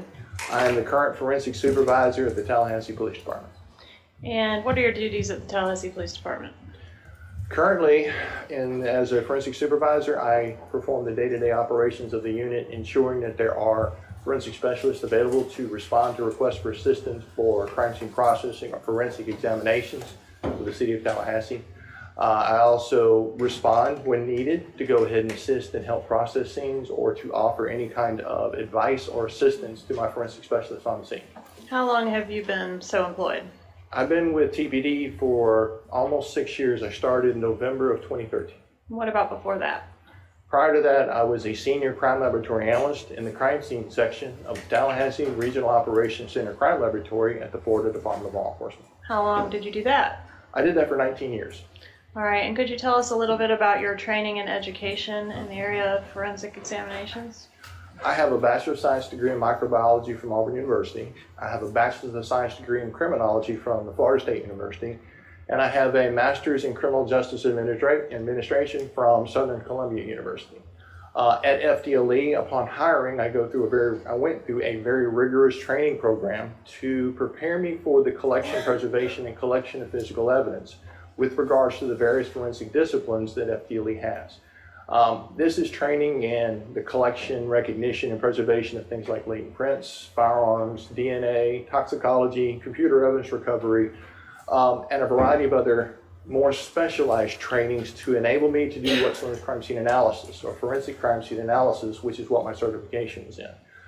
Trained in the documentation and collection of forensic entomology evidence, which is insect evidence, forensic archaeology and anthropology, the recovery of buried bodies, buried remains, and surface skeletal remains, bloodstain pattern analysis, trajectory analysis, hazardous weapons and weapons of mass destruction, responses to scenes for hazardous materials, environment, and a variety of other training.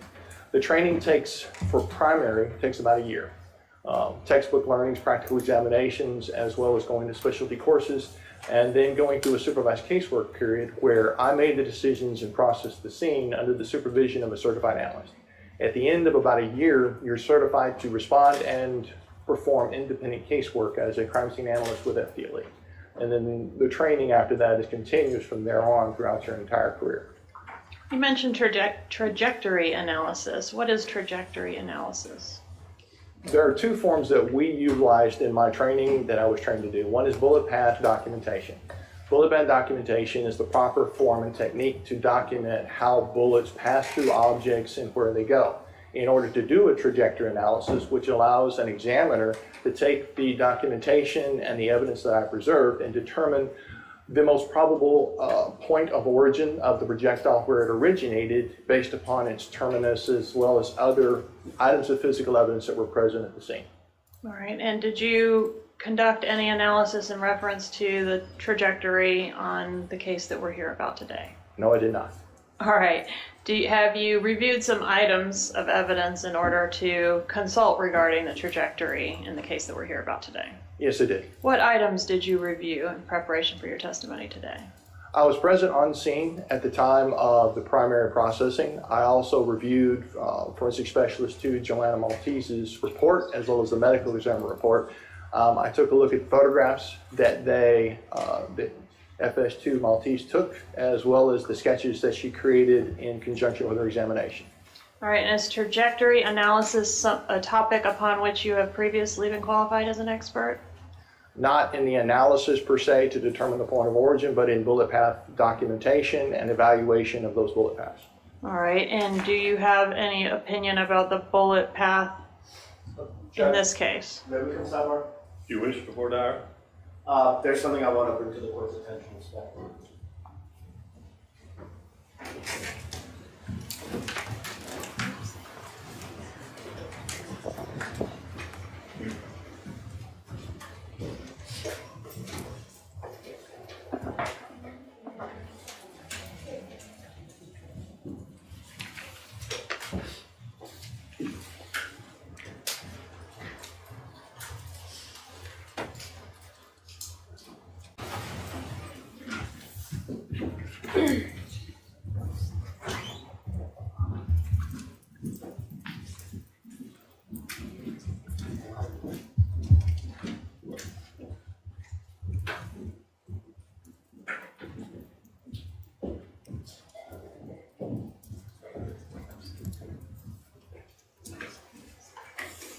All right, both of you take a proffer of his testimony.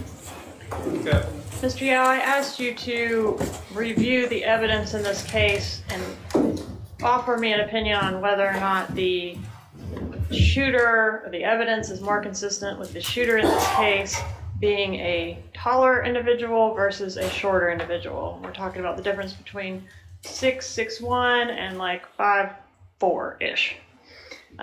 Did you review the evidence and formulate an opinion as to the bullet path in this case? In looking and based upon the deposition testimony I gave previously, I took a look at the medical examiner's report because I had never seen the deceased, nor the injuries, nor a report on what type of injuries they had. During the deposition, I testified that based upon the height of the projectile hole in the window, that anybody from it would be consistent with both a short as well as a tall shooter. So in looking at the injuries to the deceased and in assuming things that were brought forth in the deposition, assuming that the individual is firing in a normal manner rather than in some weird manner of holding the firearm, a normal extended arm shot into the window, and assuming that the deceased was sitting in an upright position and looking out the window or looking toward the shooter at the time the shot was fired. Using those assumptions, based upon the evidence that's present and what I was able to see, the injury and the hole in the window is more consistent with somebody of a taller stature being 6 foot or higher, or close to 6 foot, rather than somebody being shorter. And how do we know that from the evidence that you just listed? The height of the hole that's in the window is approximately 49 inches from the floor of the garage. If you look at a standard 6'1" person, their approximate shoulder height is somewhere around 58 inches. If you just as a standard or as a general rule of thumb, or if you measure somebody approximately that height, somebody about 5'4" is going to be significantly shorter. If somebody fires in a normal course of manner with the arm extended with a pistol, somebody that's short, where their arm shoulder height is approximately 48 inches or 49 inches from the ground, is going to have a more direct or parallel line to where the hole is in the window. Versus somebody that's taller, it's going to be more of a downward angle. The initial projectile strike that goes into the deceased strikes the left cheek. It's a slightly downward angle from right to left where the projectile ends up behind the left ear. There's pseudo-stippling around the injury, which is consistent with the breaking of the window. So because of the downward angle, if you assume that the person is sitting upright at the time the shot was fired, connected to the hole in the window is more consistent with somebody being taller firing at a downward angle into the passenger compartment rather than a shorter person firing where it would be almost parallel. That strike would have been more straight across and into the deceased rather than at a downward angle into the deceased. All right, thank you. That's the proffer, Your Honor. And the defense has objection to that. Yes, Judge. All right, so what we're going to do, we're going to call another witness, Ms. Kappelman. We'll let Mr. Yao stay to the end of our day. I'm going to depose him at the end of the day after the jury's gone. We'll recall Mr. Yao tomorrow. All right? Yes, so take 5 minutes and you can call your next witness.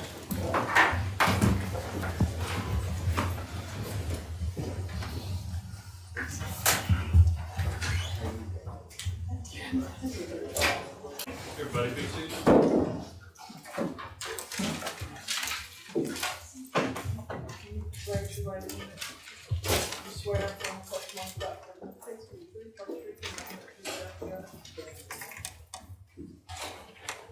Introduce yourself and spell your name. My name is Shelby Blank, S-H-E-L-B-Y, last name B-L-A-N-K.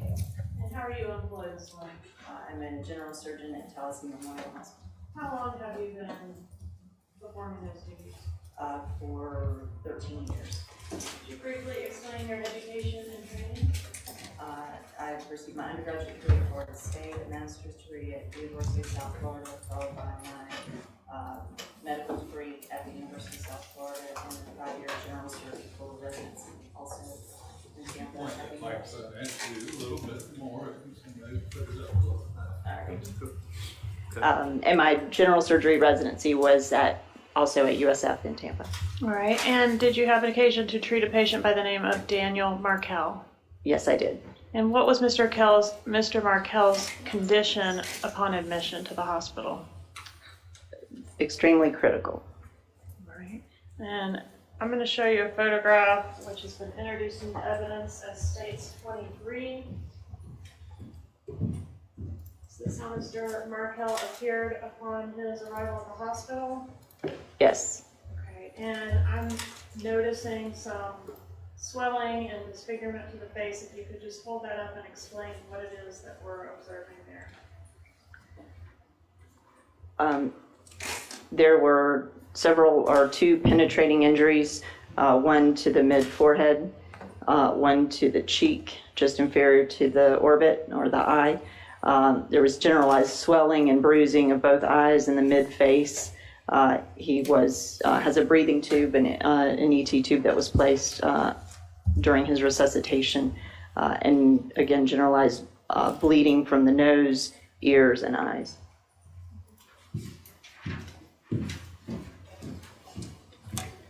What medical intervention was attempted to assist Mr. Markel? Again, he had a breathing tube placed to establish an airway. He was maintaining his blood pressure on his own, but he did undergo full trauma evaluation and resuscitation, including laboratory values, imaging, and administration of IV fluids and basic life support. Was Mr. Markel pronounced deceased under your care? He was. When was he pronounced deceased? Approximately 12 to 14 hours following his admission. And so that would be July 19th? Correct. I think just after midnight, maybe 1 o'clock in the morning or thereabouts. Thank you. No further questions. Cross. No cross from Mr. Garcia. Magbanua. No, Your Honor. All right. Any juror have a question of this witness? All right. Do you step down? Do we need to keep her any further? No, sir. You might need her any further. No, Your Honor. You're excused. Thank you for being here. Call your next witness. State calls Dr. Anthony Clark.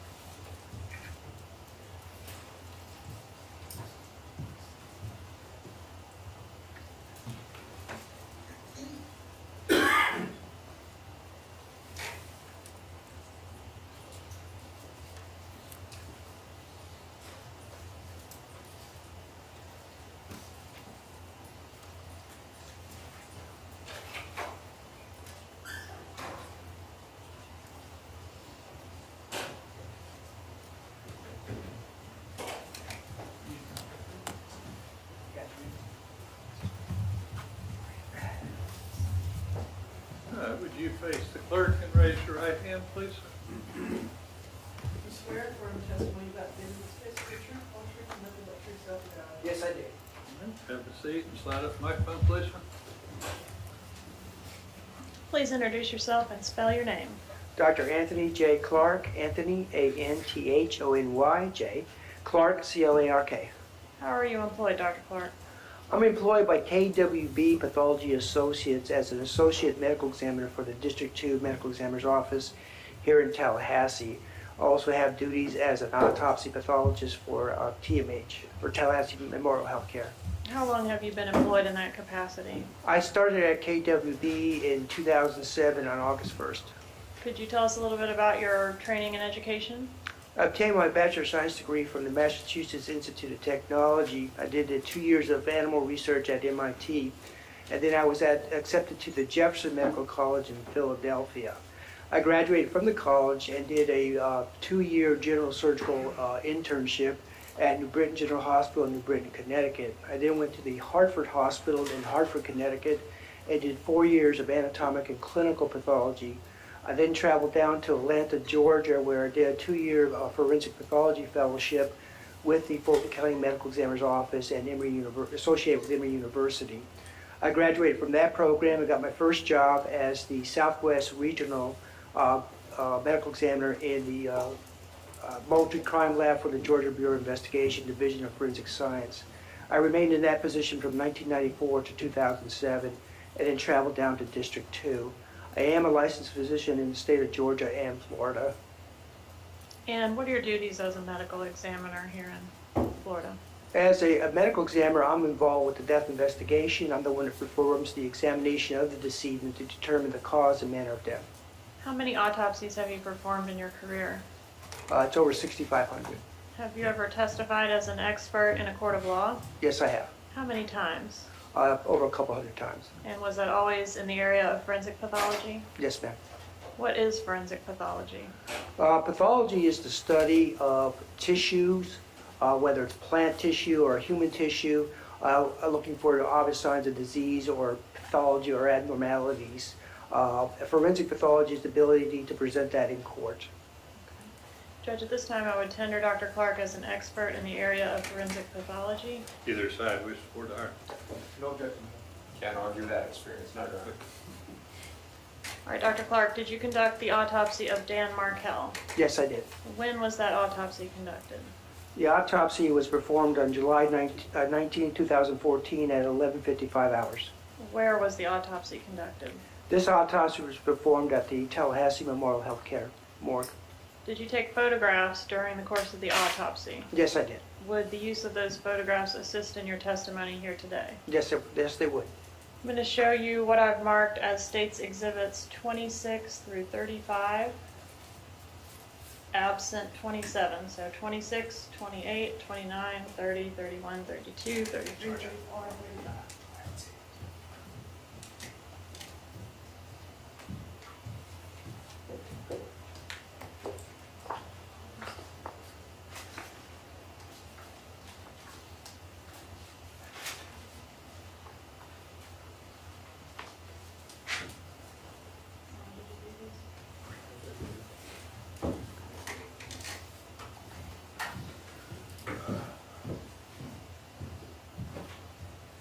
Take a moment to look at those photographs and let me know if you recognize them.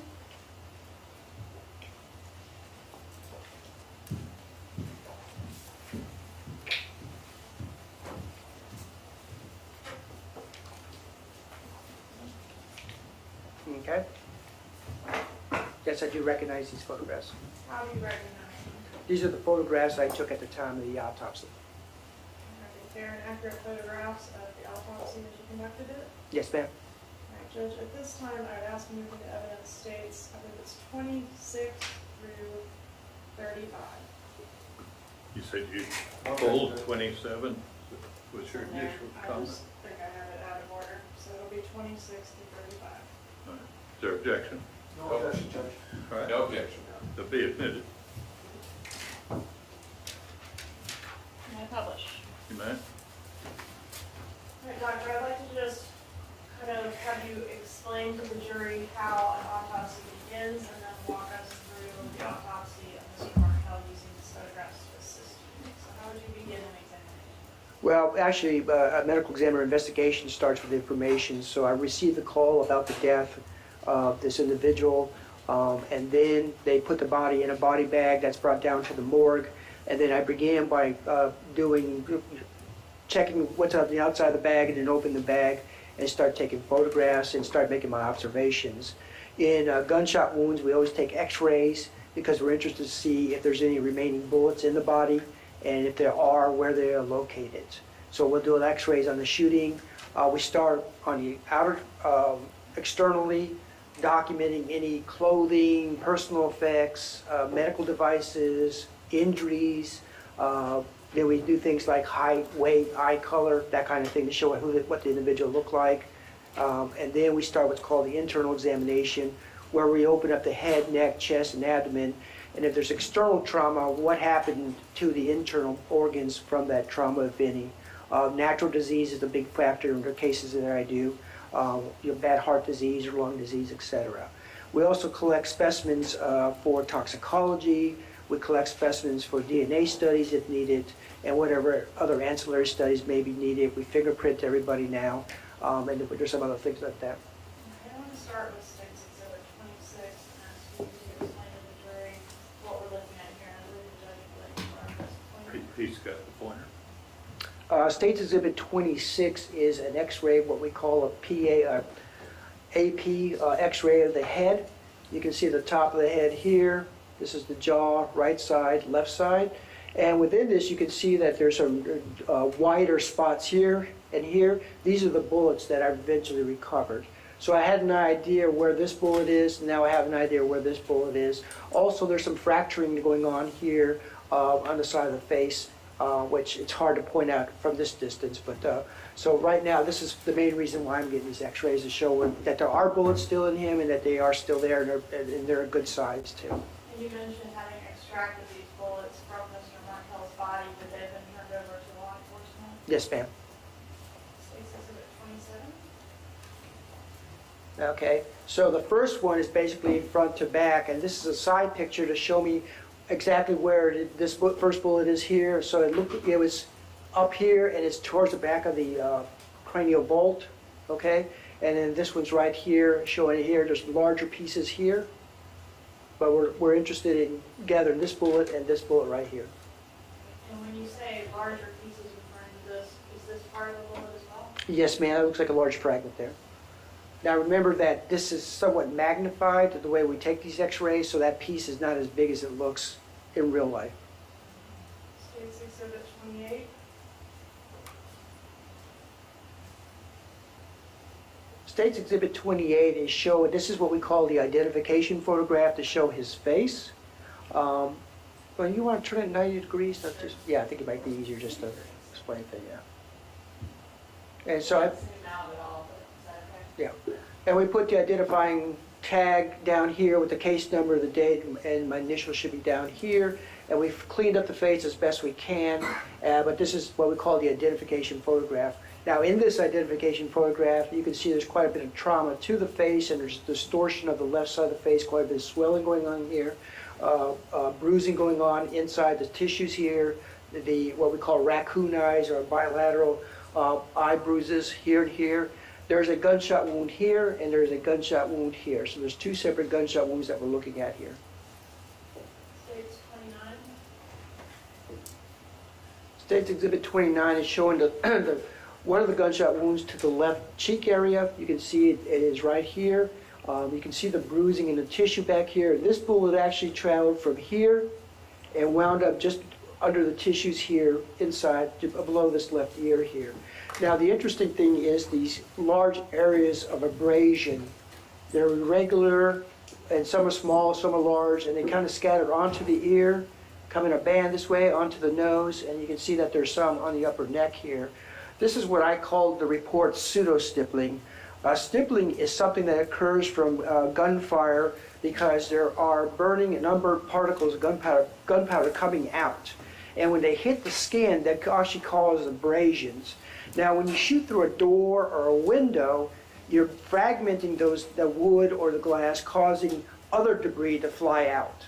So to me, this is a pseudo-stippling or glass abrasions from when the first bullet went through the glass and caused these injuries here. State's 30. Stage 30 is showing the left side of the neck to emphasize the pseudo-stippling. Now, pseudo-stippling, again, tends to be more irregular and larger. When you get stippling from gunpowder, it's very minute and very, what do you want to call it, homogeneous in terms of the size. Regular in terms of the size. Yes. State's Exhibit 31. And can you blow that up? Well, this is the forehead area here. Could you turn it 90 degrees, though? That might be helpful, just to... This way? No. The other way. Yeah, there you go. All right, so State's Exhibit, which was this? What State Exhibit? I'm sorry, I missed. I'm sorry, it's 31. 31 is showing the forehead area. What we're seeing here is the second gunshot wound here, okay? And you can see it's quite a bit of a mess here.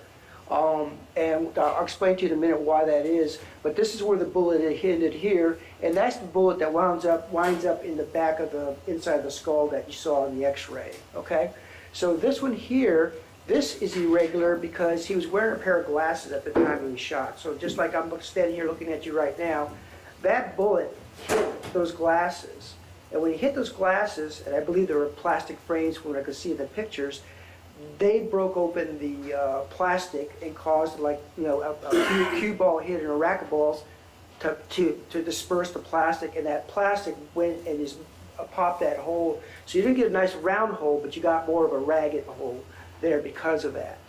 And also up here, if you could magnify that a little bit, can you move in? No? Okay.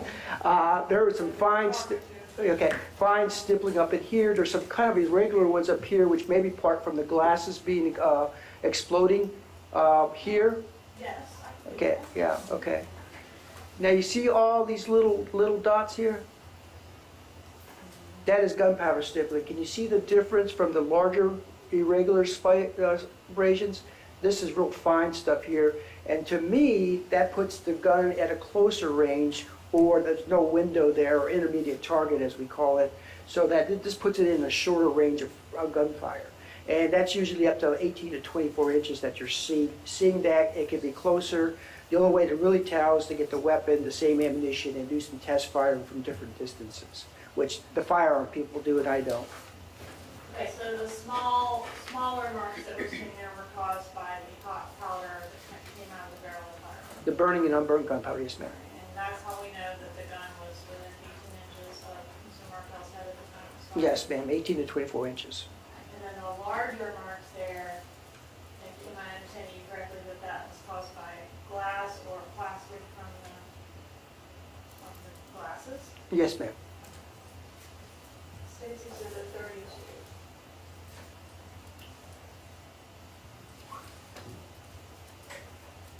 Okay, State's Exhibit 32 is showing the left eye area here. There's quite a bit of swelling here on both eyes, and that's usually due to the base of the skull, what I call the base of the skull being fractured and bleeding into the tissues, and it collects in the eyes. Also, there's the gunshot wound here, regular one here, and the one here. Also, if you look at the eyes, and again, if you get the pictures in your hands, you can look at them better. But there's no stippling or glass injury to that because the glasses were actually protecting the glass from hitting his eyes. And then the second bullet hit here, that didn't cause any kind of injuries to the eyes. Okay, so, dumb question, but the discoloration to the eyes don't indicate that he was in some kind of fist fight? No, ma'am. This is due to the base of the skull fractures. So consistent with being caused by the gunshot wound? That's correct. State's Exhibit 33. Okay, State's Exhibit 33, this is the back of the left mid forearm, about right here. The elbow is down here, the wrist is over here, so this is the back of his arm here. And what you're seeing here is a curvilinear or curved line deposit of soot, and then you're seeing pseudo-stippling again. Again, this is not gunpowder stippling. I kept trying to see whether, I kept looking at it, trying to see whether this was really truly gunpowder stippling, but it's not. There's too much irregularity and difference in sizes of this, so I believe it was due to either glass or plastic from the glasses. All right, and the dark mark is consistent with stippling from the gun?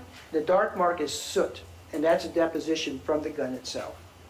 And would that be consistent with Mr. Markel having his arm raised when the gun was fired? Yes, ma'am. It's my opinion that after the first shot through the window, striking him here, causing all that glass to shatter and strike him on the face, that he reflexively brought up his arm in a defensive type posture, and that the gun was in range to cause, when he hit the glasses there, that when this shattered, it went on the back of the forearm here, and then there's a deposit of the soot there. Now, I don't believe that soot is from the barrel of the gun, but from what we call a cylinder gap.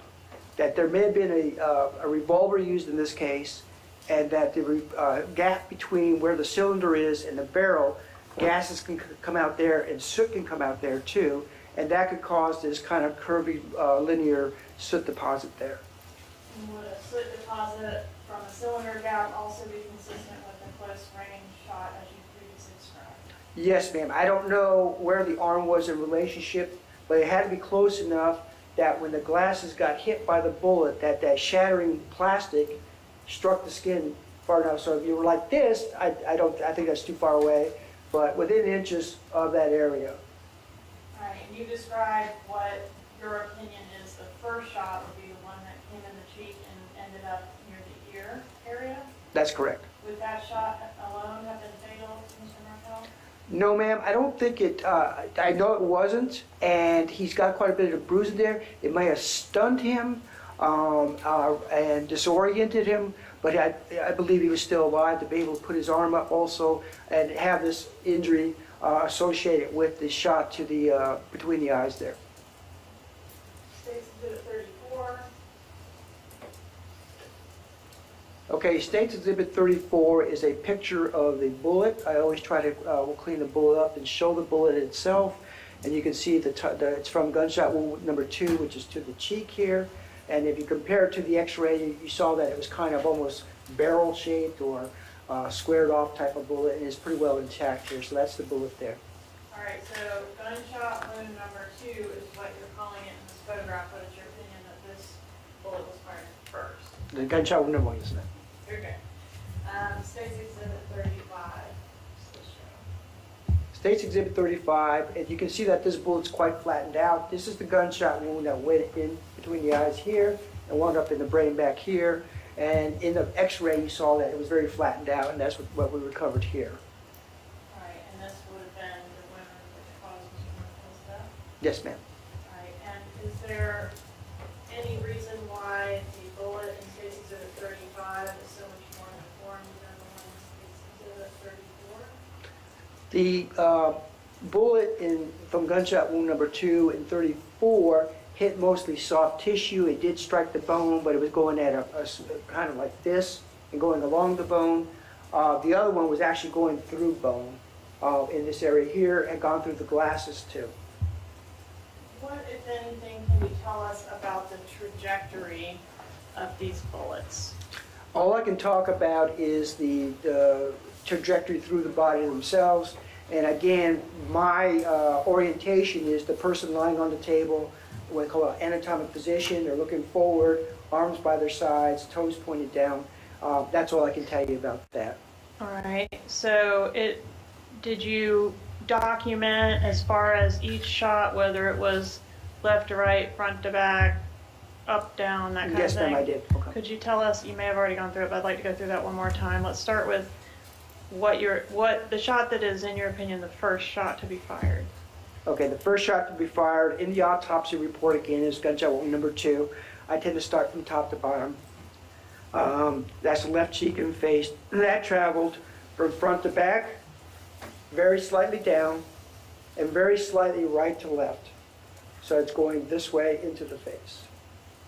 All right, and the next one? The one that I label as gunshot wound number 1 to this area here, what we call the glabella, went from front to back, slightly left to right, and slightly up. So it's coming in this way. And have you reviewed the scene photographs, including the ones of the window of Mr. Markel's vehicle? Yes, ma'am. All right, I want to show you photograph number 8.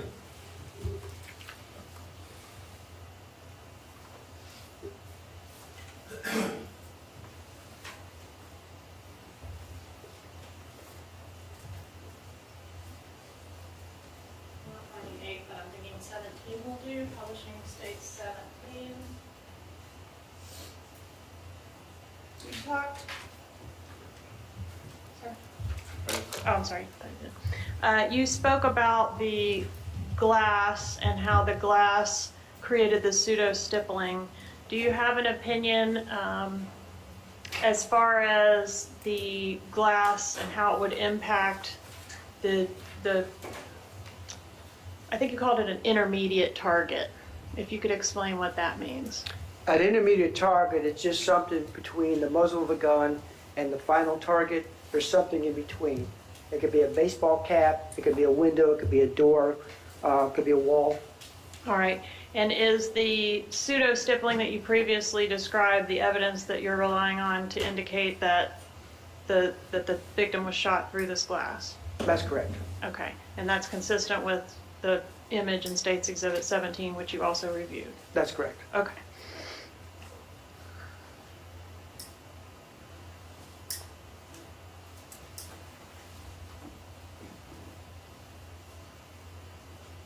One moment, please.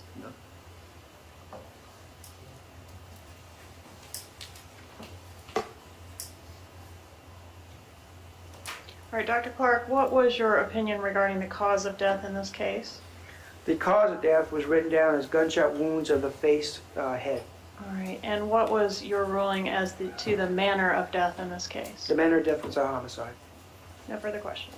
Prof.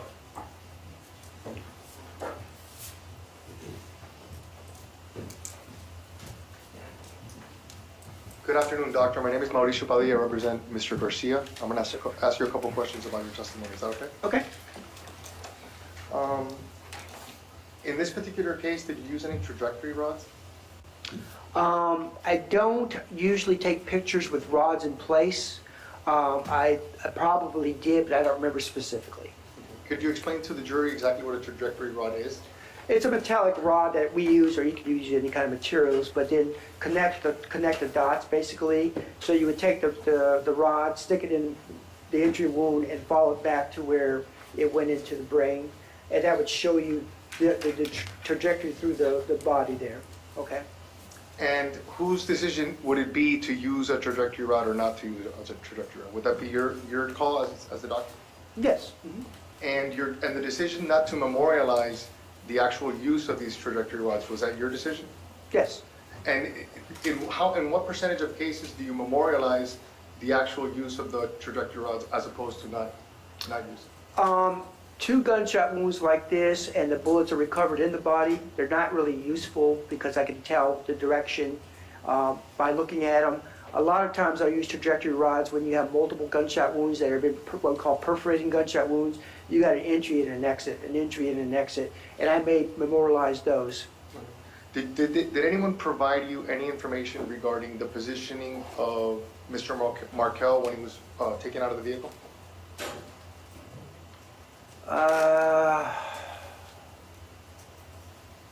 I don't recollect. I know he was in the vehicle in the driver's side, but I don't know about his position.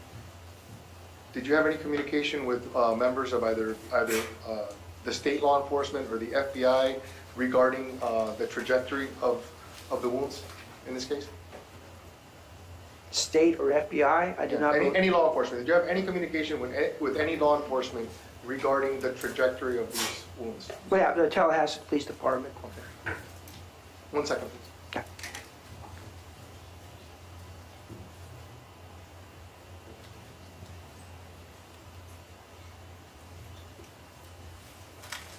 Just to follow up, who would it have been that you had communication with regarding the trajectory of these wounds?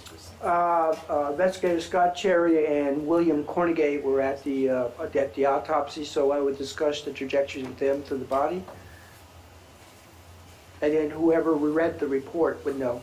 But direct communication with yourself, it would have just been the 2 individuals that you just discussed, correct? Yes, sir, as far as I know. If there was any follow-up conversations, I don't know anything about them. 1 moment.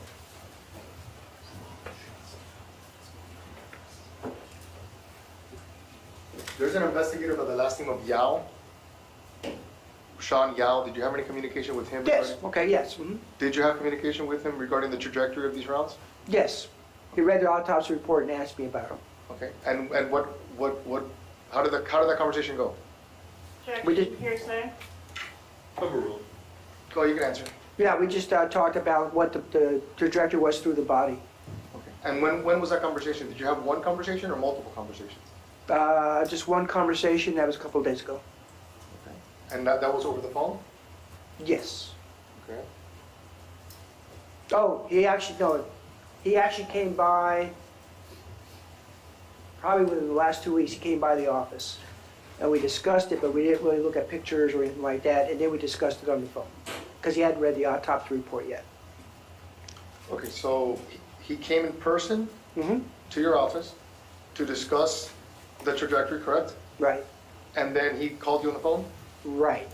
And you're saying that the reason that he called you on the phone was because when he went to your office to discuss the trajectory of these rounds, he still had not reviewed the autopsy report? At that point in time, and I think he was picking up a CD with the pictures on it. The CD of the pictures of that we've just seen here today? That Right, the autopsy photographs, yes, sir. So you're saying that around 2 weeks ago, when he went to your office, that Mr. Yao had not viewed those pictures and had not viewed the report, is that correct? I believe that's true, yes, sir. Okay. And then you discussed it with him? Right. And then he told you, I'm going to review the report and I'm going to call you back.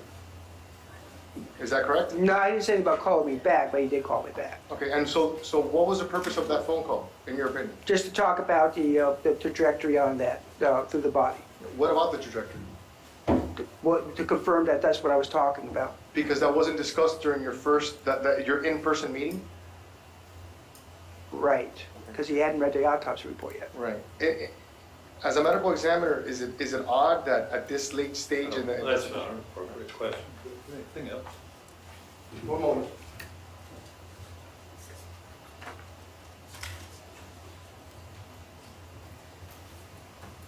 Just one last question. When was your autopsy report available to law enforcement, if you can give us a date? I finalized the autopsy on August 25th, 2014. And is that around the time that you would have made it available to law enforcement? Right, at that time, when I sign off on it, then it gets mailed out probably within 7 to 10 days after that. Okay. Thank you so much, Doctor. No problem. Magbanua?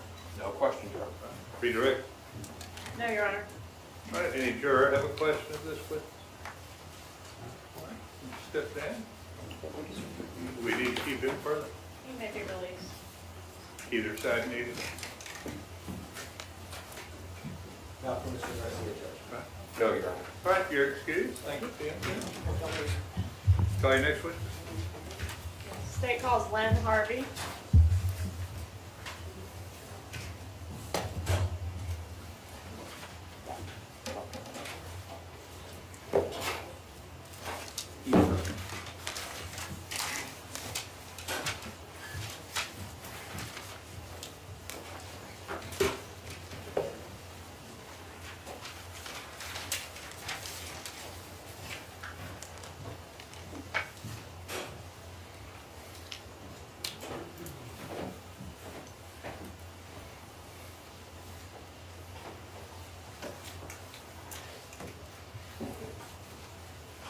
Sometimes in between witnesses, some jurors would like to stand up, stretch if you feel the need to do so. Feel free.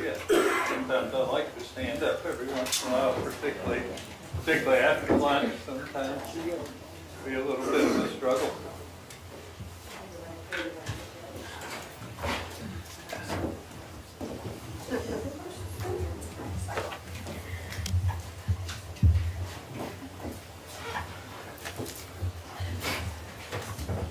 Face the clerk could be sworn, please. Swear for testimony about giving this case, be truth, whole truth, and nothing but truth, so help you God. Have a seat. Slide up the microphone, please.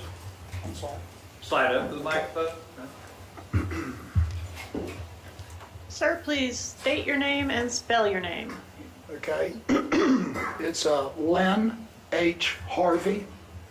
First name Len, L-E-N, middle initial H, and H-A-R-V-E-Y. How are you employed, Mr. Harvey? I'm the director and I oversee Premier Health and Fitness Center. How long have you been doing that? January would be 33 years. All right, and are you familiar with the security video cameras that were present at Premier Gym around the time of July 2014? I am. And can you discuss let me ask you first if you've had an opportunity to review a disc of the images captured in reference to this case on your business's security camera. I have. I'm going to approach with states 124. Mr. Harvey, are you able to recognize this disc as the disc that you reviewed in reference to this case? Yes, I put my initials in there. All right, and did this disc contain fair and accurate images as captured by the surveillance system there at Premier Gym? Yes, ma'am. All right, can you discuss the process that gave rise to these images? How does it work? How do the cameras work? Well, we have 10 cameras outside on top of our building, and then we have 6 cameras inside our building. And they record to the hard drive in my office. Do the cameras all record continuously, or are they motion activated? No, they run around the clock. And you said the info that's collected by these cameras is stored in your office? Yes, ma'am. All right, and for how long is the information stored in your office? Approximately 30 days. And were the cameras that you discussed that are located there at the gym, were those in proper working order back in July of 2014? Yes, ma'am. All right. Judge, at this time I would ask to introduce the video, State's Exhibit 124. Is there a date with Are- Do you know what the date of this was? I believe, to the best of my knowledge, it was July 18th. Is it noted? Yes, July 18th, 2015. 14, I'm sorry. Thank you. Any objection to State's Exhibit 124? None from Mr. Garcia. No objection. Be admitted. Thank you, Your Honor. I'll reserve publication of this item, and I have no further questions. Cross. No, Judge. No, Your Honor. All right. Any juror have a question of this witness? All right. If not, you can step down. Do we need to keep him any further? No, sir. Anybody need him for any reason? No, Judge. All right. You're excused. No, Your Honor. Thank you for being here. Thank you.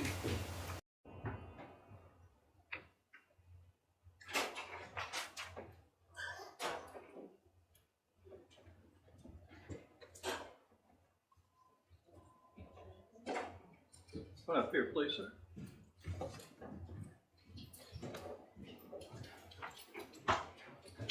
If you would face the clerk here and raise your right hand to be sworn, please. You swear affirm testimony about giving this case for truth, whole truth, and nothing but truth, so help you God. Have a seat. Slide up the microphone, please, sir. What is your name, sir? My name's Andrew Brown. All right, please spell your name. ANDREWBROWN. Where are you employed, sir? Star Metro City, Tallahassee. All right, is that the bus system? You can point that microphone up just to here. We had a shorter witness there. So. Yes, ma'am. Go ahead. It's the city bus system? Yes, ma'am. Okay, and were you employed in the same capacity back in July of 2014? Yes, ma'am, I was. All right, are you familiar with the video cameras that are located on city buses or that were located on city buses at that time? Yes, ma'am. All right, could you discuss where cameras are mounted on the buses? The buses, you have 8 cameras on the buses. You have 2 on each side that face backwards. You have 1 that faces forward from the driver so you can see it out in front. You have 1 facing on the driver so they can see the fare box. You have 1 on the back door, and then you have 1 facing backwards. All right, and are these cameras running all the time or do they get activated by motion? How do they work? Once you start the bus up, they're running. All right, and where is the data collected that's captured by these cameras? It's on a hard drive that's located on the bus. All right, and do you know approximately how long the data is stored on the hard drive of the bus? The cameras with the 9 camera system, about roughly 30 days. And do you know whether, and I want to direct your attention specifically to bus 505 and 707 on July 18th, 2014. Do you know whether the cameras on those buses at that time were in proper working order? Yes, ma'am, they were. And have you had an opportunity to review this, which I've marked as State's Exhibit 125? Yes, ma'am, those are my initials. All right, and is this disc Buses does contain fair and accurate copies of the images collected by those buses on that date and time? Yes, ma'am, they do. Judge, at this time, I'd ask to move into evidence states 125. Any objection? None from the defense. No objection. All right, will be admitted. All right, Judge, I will reserve publication of this item and I have no further questions. Cross. I'd like to take this video, Judge.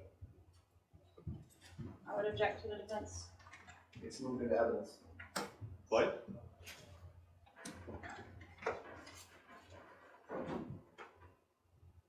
Judge, if we could just take a short break so I can. We're not going to take a break. The state's going to publish it at some point. I thought you were ready to publish it. Well, I don't know. All right. We'd have to set up our material. Right. We're not going to stop for that at this point in time. Do you have any cross at this point? Yeah, I do. Mr. Brown, good afternoon. Good afternoon, how are you? I'm doing good. So I'm going to ask you a few quick questions. So the images that are captured here are videos, correct? Yes, ma'am. Okay. And it's a live streaming video, correct? Real time? Real time, yes. And so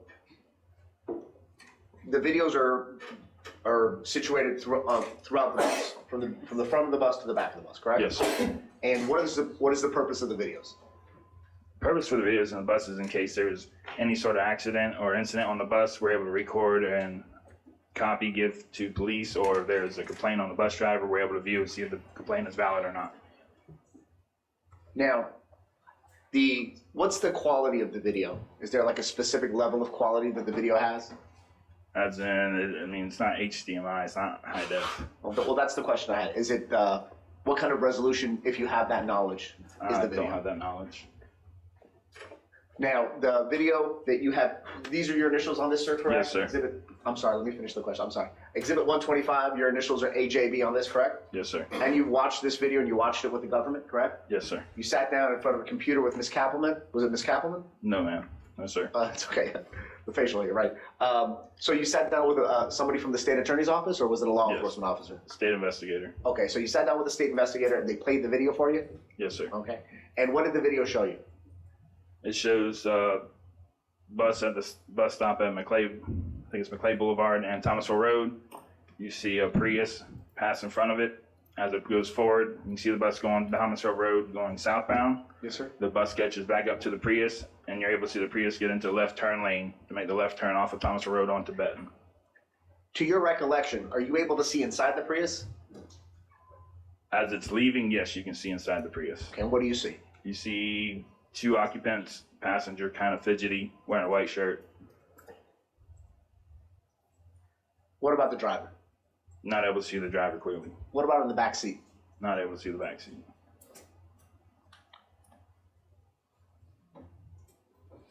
And is it a short sleeve shirt or a long sleeve shirt? I was not able to tell. Was there an emblem or a logo on the white shirt? I was not able to see that. Were you able to see the face of the person wearing the white shirt? No, sir. Could you tell if the person that was wearing the white shirt had a tattoo? No, sir.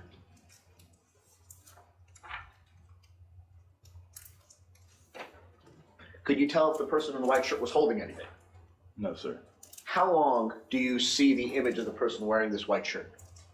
Roughly about 5 to 10 seconds. Now, 5 to 10 seconds is enough time.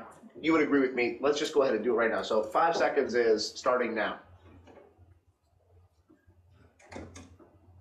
That's about 5 seconds, correct? And during this time period, you say you see someone in the passenger seat wearing a white shirt. Yes. Are you able to make any kind of other descriptive, let me finish, sir, descriptive observations of this person in the passenger seat? No, sir. Now, this is which bus line? This is going to be the Dogwood route, which is now currently the K route. So the routes have changed since 2014 till currently, Yes. sir? Thank you. Now, is there another video that you see the Prius in, or is it just that one? Well, it's the 2 separate buses. It's all in that one disc. Okay. Now, one bus, as you said, captures it going one way, and the other bus captures it going another way, correct? Yes, sir. And in one video, you're unable to see, or I don't want to put words in your mouth, but would you agree with me that in one video, you're unable to make any determination as to any of the occupants of the vehicle? Yes, sir. And in another one, it's your testimony for 5 to 10 seconds, you see something that appears to be a white shirt, correct? Yes, sir. But no other specific factors that you can determine, right? You can't really see anything else.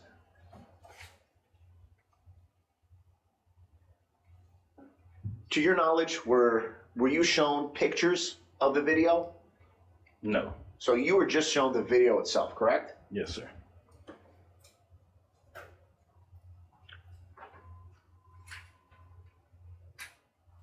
And to your knowledge, and this video itself is the original video with the original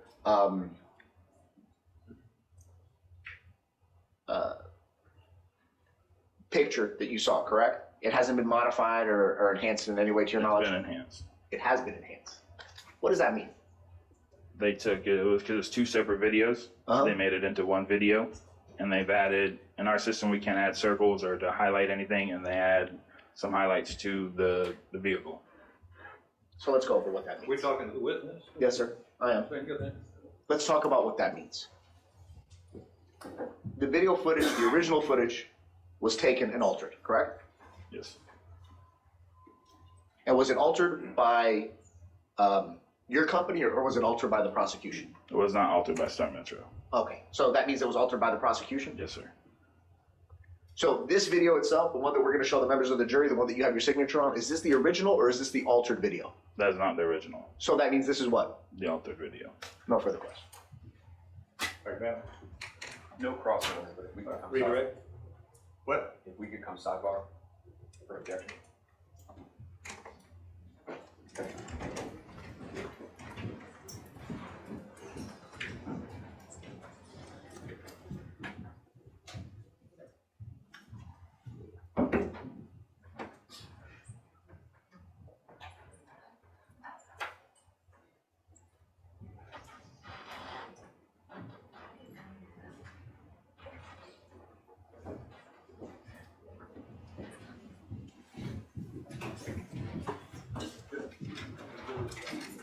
Okay.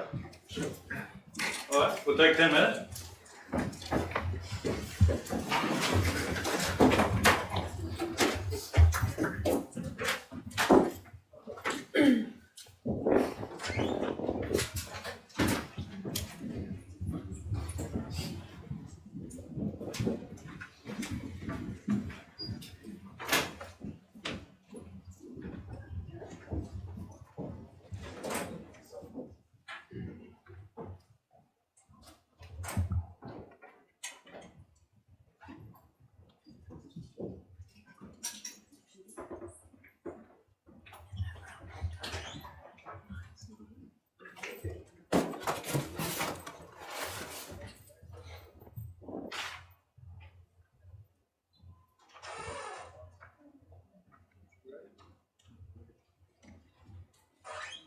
Jury's in the courtroom.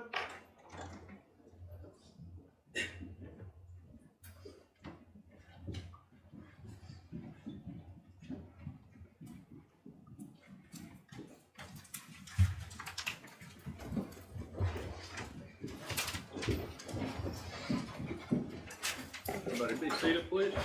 Just Magbanua, wish to cross this Mr. Brown. No, you're. All right, redirect. No, sir. All right, all right, you can sit down, Mr. Brown. We want to keep Mr. Brown or not? No, sir. It's free to go by the system. Y'all need him for any reason? No, you're. All right, you're excused. Your next witness, Ms. Copeland. They call Brock Dietz.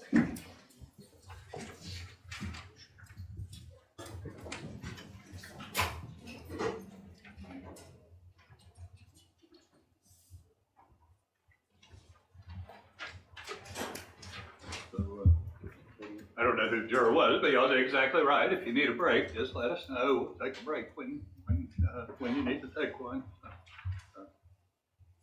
So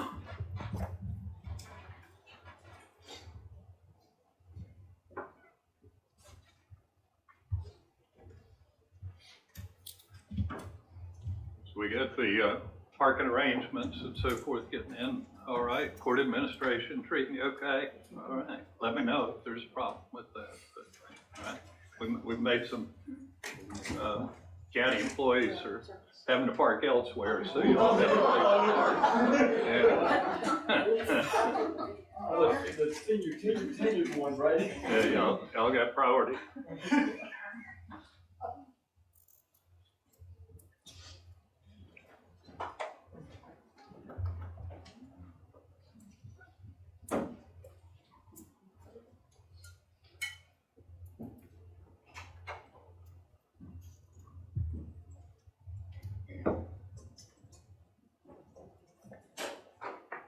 I sit?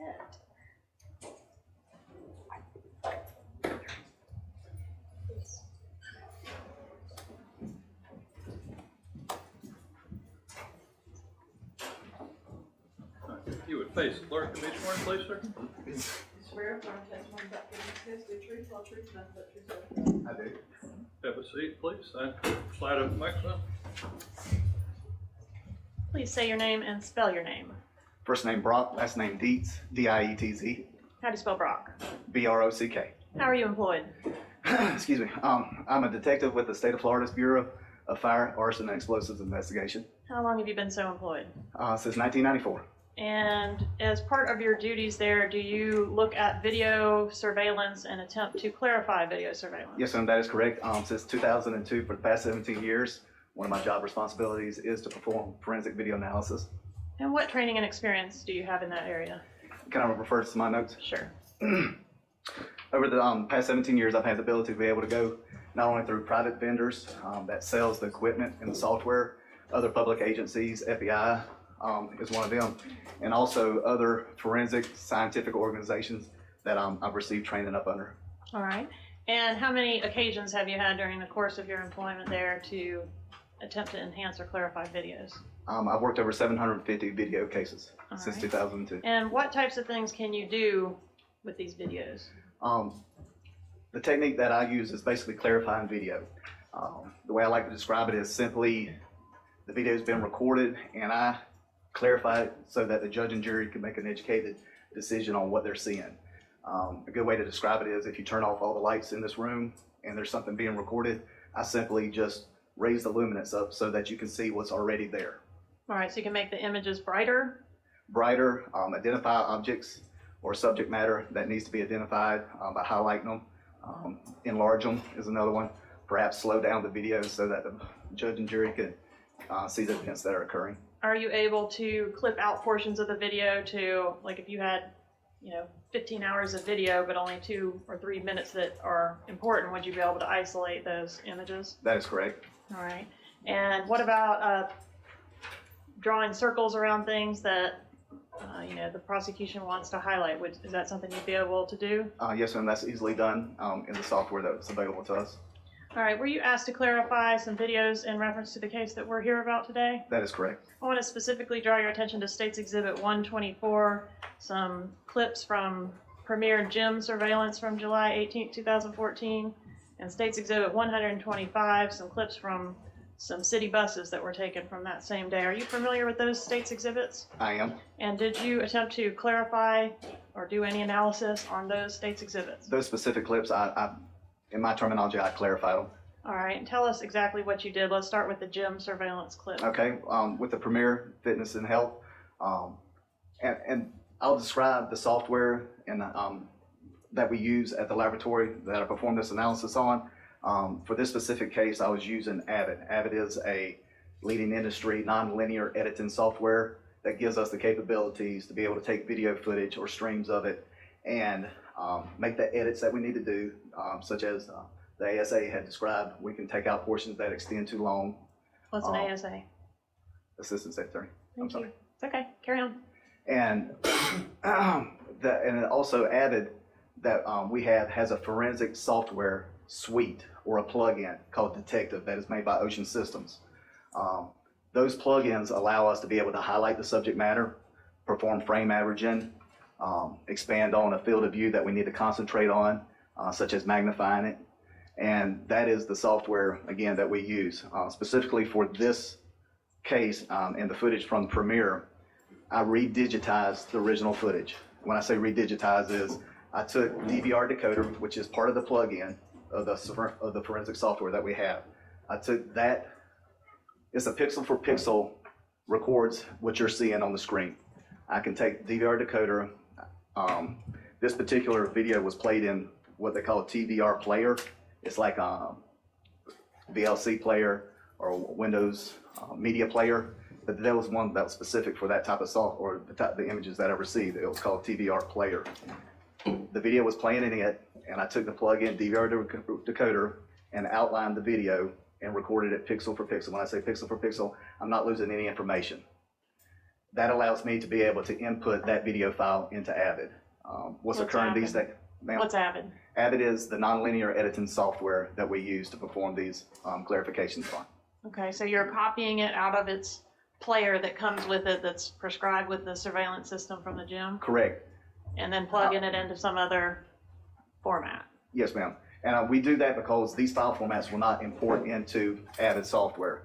That is simply because every Monday a brand new company comes up and that has a codec that is specific or that is unique. All these software programs, they're not able to read them. That's why they incorporate a lot of times their own little players, such as this one was TVR player again.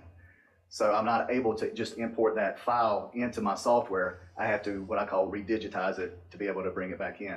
And at that point, I can perform an analysis on it. Again, with this specific case, the state attorney's office identified a person of interest, the victim, that victim's vehicle, and the defendant's vehicle. Times were provided to myself by the state attorney's office in which I isolated those times. And at that point, when those vehicles came of interest, I did a clarification on basically highlighting them, showing them for a period of time, a few seconds, and then letting the video play from that point.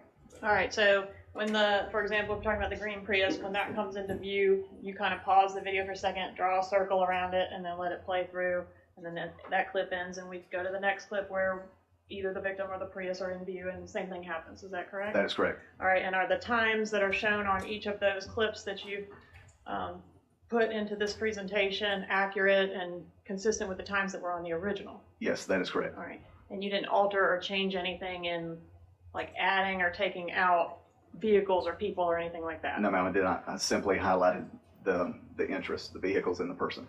All right, and what about in reference to the city bus video, States Exhibit 125? Okay, that software or that specific video file, I was able to play it in Windows Media Player, in which most computers have.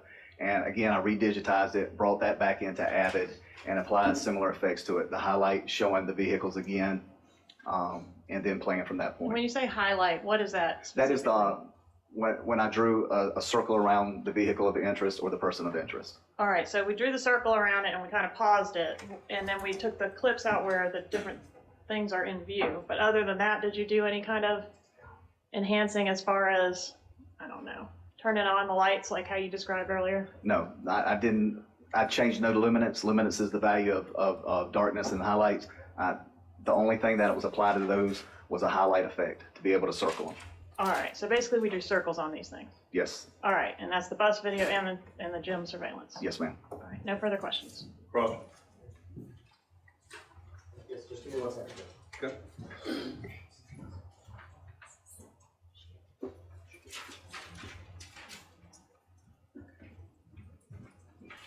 Detective Dietz, good afternoon. Good afternoon, sir.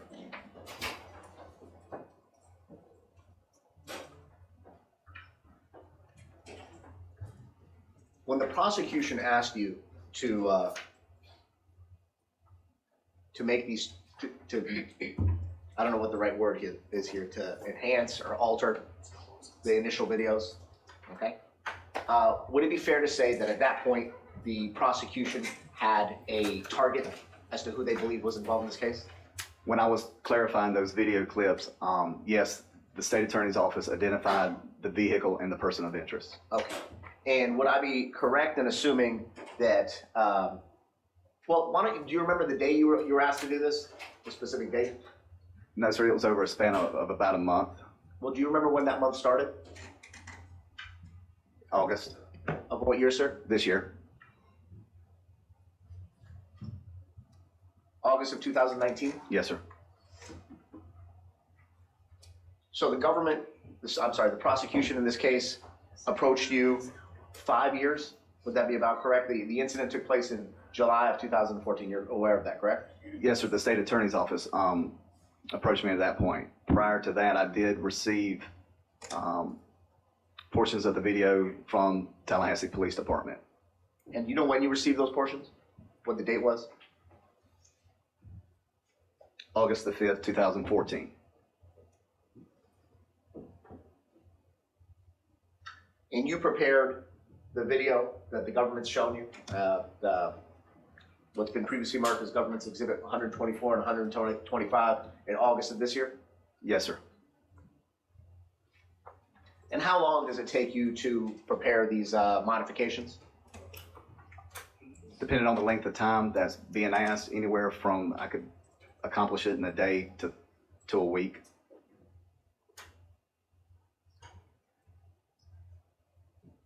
So if the government would have come up to you a few months ago and said, listen, we need the modifications to be made from this original surveillance footage, it would take you a day to a week to provide what's been entered into evidence as government's exhibit 124 and 125? That's correct. Do you have the original videos? The original footage? No, sir. And I'm going to ask may I expand on that? Yeah, I was going to follow up. Okay. When I receive the evidence in, it's either through a CD, DVD, or a thumb drive. And at that time, I'll take the original what's being submitted to myself, go ahead and put it on the hard drive, and then return that back to the submitter. Okay, so you take what's given to you, download it on your hard drive, and then give the original back to, I assume, law enforcement or the state attorney's office, correct? But would it be true to say that you would have a copy of the original footage on the hard drive of your work computer? Correct.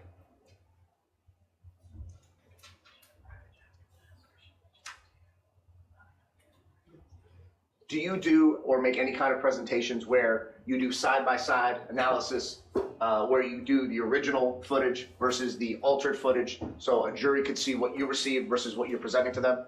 I have, yes, sir. Did you do that in this case? No, sir, I did not. Give me 1 second, Judge.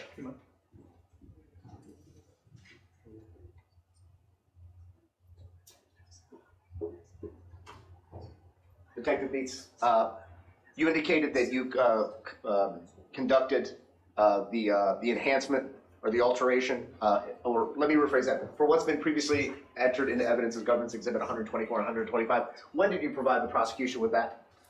You said August of 2019? The last copy was presented last week. Last week. And when you say last copy, is that a different edit versus the one previous to that? Correct. So you're constantly, or you've made multiple edits to the original? I've added things to I had the original video, and at the request of the state attorney's office, not new footage, but new awareness of the location of the vehicles or the person of interest have come about, and they've asked me to add that to my other clarifications. And what was the most recent awareness, or what did they ask you to do most recently? There was additional. May I refer to my notes? Of course you can, sir.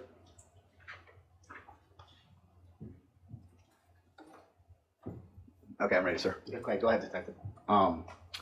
They wanted to add some more information from camera 2 at the 9:24:19 mark, where the Prius comes in the screen.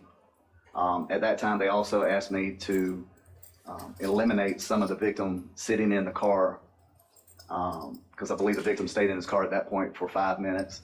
So I basically deleted some of that time frame from when he entered the car and then exited the parking lot in his vehicle. And this is the Prestige footage, the Prestige. So Premiere. I'm sorry, Yes, sir. did I say Prestige? I apologize. No.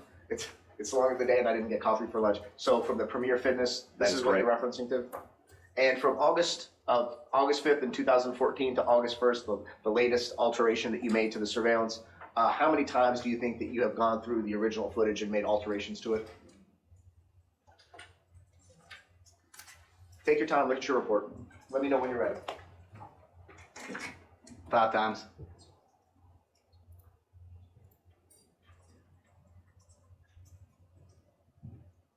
5 times, sir? Correct. And would it be correct in me assuming that or whatever work that you have done has been at the direction of the state attorney? That is correct. And would it be fair to say that the work that, well, strike that question, Judge. I'm not going to ask the question I was going to ask. Give me 1 second, Your Honor, if I may.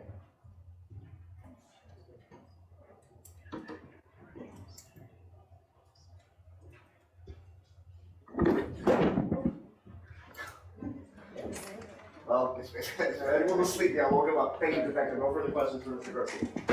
McMahon? No questions, Your Honor. Be direct. So just to clarify,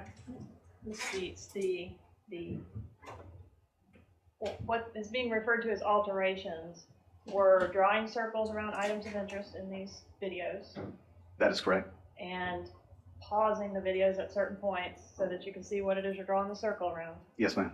And also editing the videos so that portions of the video where the subject vehicle is not present are not going to be shown to the jury. That is correct. Right. At no point was the original ever worked on. I always work on a working copy. And so the clarifications that I made are just a working copy that's been provided to the state. Okay. And is this something that you do in the ordinary course of your business to make the presentation of surveillance images more efficient for a jury to view? That's what I believe as, a forensic video analysis is to make it clarified to the point so that the judge and jury can make a good decision when they deliberate. All right. Nothing further. Any juror have a question of this witness? You can step down. Remain with us, please, sir. Call your next witness. The state calls Michael Gilmore.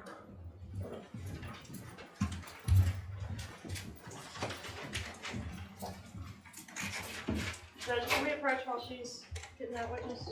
Okay.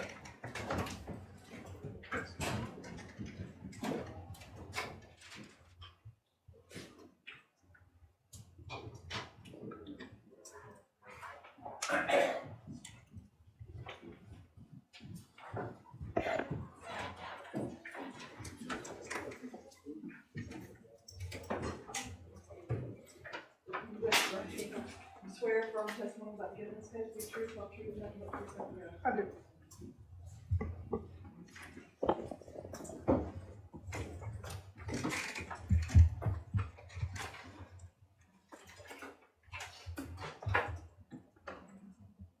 May I inquire? Do you mind? Good afternoon. Good afternoon. Can you introduce yourself to the members of the jury and spell your first and your last name? Certainly. My name is Investigator Mike Dillmore, the Tallahassee Police Department. It's Mike, M-I-K-E, Dillmore, D-I-L-M-O-R-E. And how are you employed at the Tallahassee Police Department? I'm an investigator and I do digital forensics. Can you give us a little bit of information about your educational background? Sure, I have a bachelor's degree in criminology and a bachelor's degree in education as well. You said you do digital forensics. What does that mean? Digital forensics is basically the process of acquiring and then examining electronic data with the ultimate goal of preserving any evidence in its original form, so without changing any evidence. And how long have you been doing digital forensics? About 8.5 years. Did you have to receive any kind of specialized training to teach you how to extract data from electronic Yes, ma'am. devices? I've had probably about 1,400 hours of training in computer-related courses, and a little over 1,000 of that has been specifically for digital forensics. How many of the 1,400? I didn't hear you. A little over 1,000, I believe. And are you a member of any professional organizations that? The International Association of Computer Investigative Specialists, it's called IASIS. Yes, ma'am. And if you could just wait until I'm done asking my questions so the court reporter can make sure she gets our questions and answers. I apologize. It's okay. In addition to the training that you've received, as well as the memberships you have, do you have any real life on-the-job experience in digital forensics? Yes, ma'am. That's what I do every day. 8.5 years. I don't do anything else but digital forensics at the police department. And have you ever testified in court with respect to that subject matter? Yes, ma'am. John, how many times? Approximately 20. Are you familiar with what the cloud is? Yes, ma'am. What is the cloud? The cloud, you can kind of consider it, how you have like a USB drive or hard drive for your computer. It's like that, but on the internet. It's hosted on a network of servers by some company. Things like Google Drive, iCloud, Dropbox, those are cloud service providers where you can store your data on the internet so you can access it from somewhere else. So it's basically just like a backup hard drive you'd have at home, but it's maintained somewhere else. Somewhere else in the country. Yes, ma'am. And how do you create the ability to have your own cloud? Certainly. You create an account with whoever you want to do it, whether it be Google or Apple or Dropbox. And then once you create that account, you can log in from pretty much anywhere and access your data. Where is it? And you said this is the data you're accessing that's located somewhere else. Correct. In the world.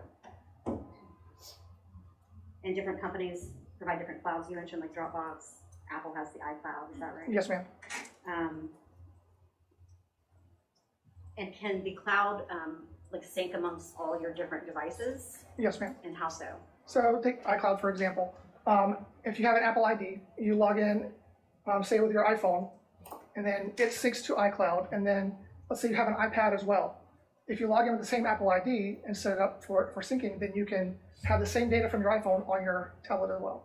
Can you also then go in and decide what types of data you want synced? For example, if I have an Apple iPhone and I also have a tablet at home, I can choose whether I want to sync photos, for example, or contents, or really anything. Yes, ma'am. And the user can control what is synced and backed up on the cloud. That's correct.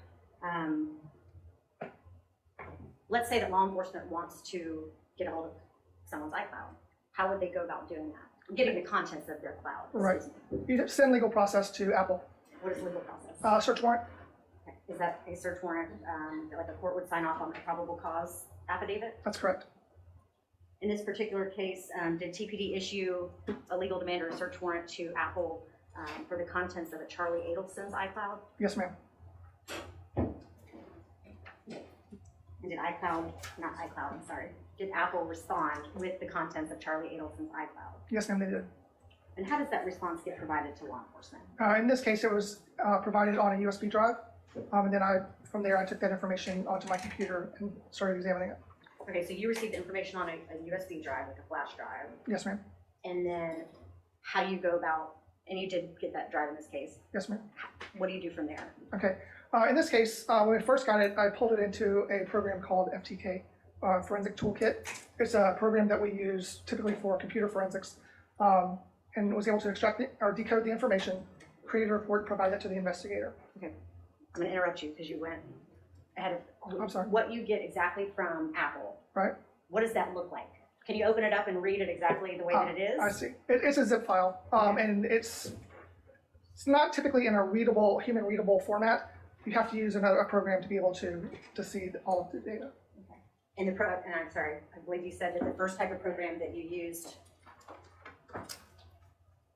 to try to make it more readable was the FTK report? Yes, ma'am. What is it? What is that? FTK? The Forensic Toolkit. Right. It's a software program made by Access Data. And basically, like I said, we typically use it for computer forensics, but we can also pull in other types of data, such as data from iCloud or other things as well, to decode the information so that it's easier to read for us. And what does the Forensic Toolkit give you once you ran the data originally from Apple through the toolkit? Right. I created a report that contained the data that it decoded. Did you perform any other types of extraction or devices or any other programs that you ran this information from Apple through to make it more readable, digestible? Yes, ma'am. I did. I used another program called Celebrite, Physical Analyzer. It's a software made by the company Celebrite. I pulled the contents of the zip file into Celebrite. It decoded the data. And Celebrite's typically used for mobile forensics, so this was kind of perfect, bringing that mobile data from the iCloud into Celebrite. And the Celebrite program, is that something that's a commonly used tool by law enforcement? Yes, ma'am. And you know how to use that program? Yes, ma'am. So you have an FTK report, and then you also have the Celebrite report. Correct. Do either of those programs that you're running this original data from Apple through, do they change the contents in any way? No, ma'am. They don't add anything to it or subtract anything from the iCloud? That's correct. It decodes what it's programmed to be able to code, whether that's contacts, call logs, text messages, pictures, videos, etc. Do these programs in any way organize the data so that you can go to a specific category of information you might want to look at? And yes, ma'am, and that's the purpose of them, so that it's a lot easier for us to read. So Celebrite in specific would sort these things into the contacts, where we can pull open the tab and see just the contacts, or pull open the call logs and see just the call logs all the way through.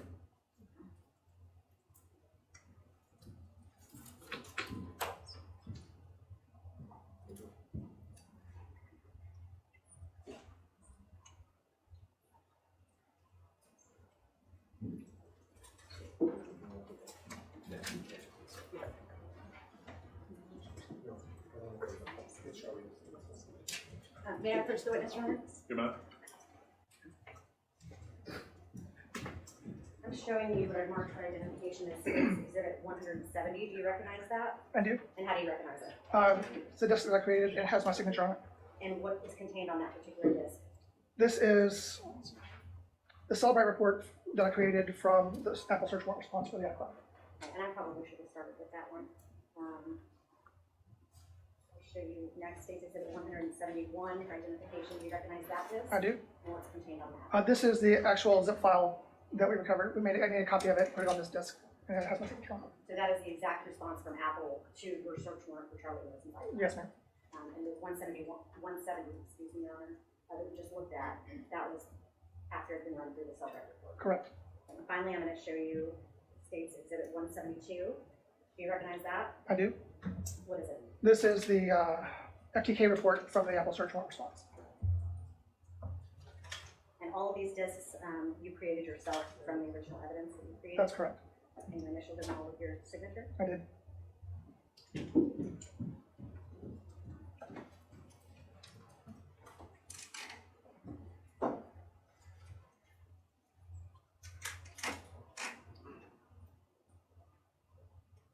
And once you've received that response for the search warrant for the contents of Charlie Adelson's iCloud, and then you use your programs and your skills to get the FTK report and the Celebrate report to make them more readable, then what do you typically do with those CDs with that information on? Right. Whether it's a CD, DVD, Blu-ray, whatever. I don't typically know all the details of the case investigator does, so I typically give those reports to the case investigator to go through to determine what's relevant to their case. So you don't typically review them for relevancy or evidence that you think may be of value to a particular investigation? That's correct. Okay, nevertheless, did I ask you to go through certain areas of Charlie Adelson's iCloud and basically look for certain text messages between Charlie Adelson and Katherine Magbanua? Yes, ma'am. And did you in fact do that? I did. May I approach, Your Honor? Goodbye.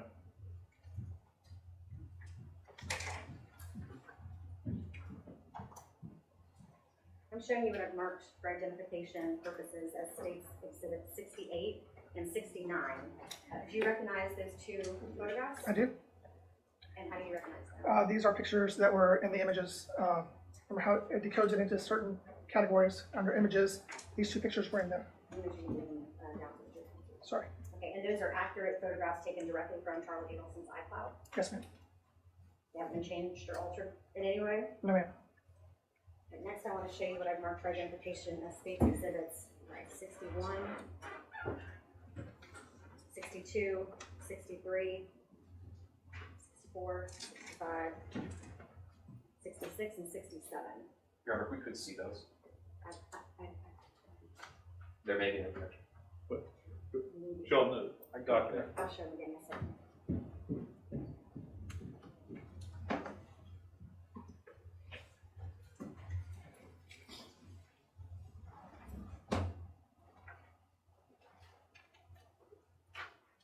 We would object to 61, 62.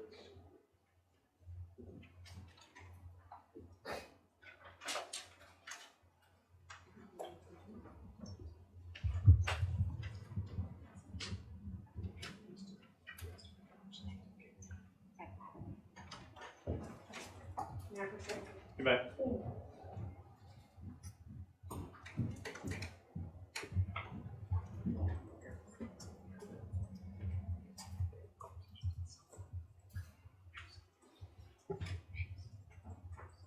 Sorry, they're out of order. So States Exhibit 61 through 67, do you recognize those items?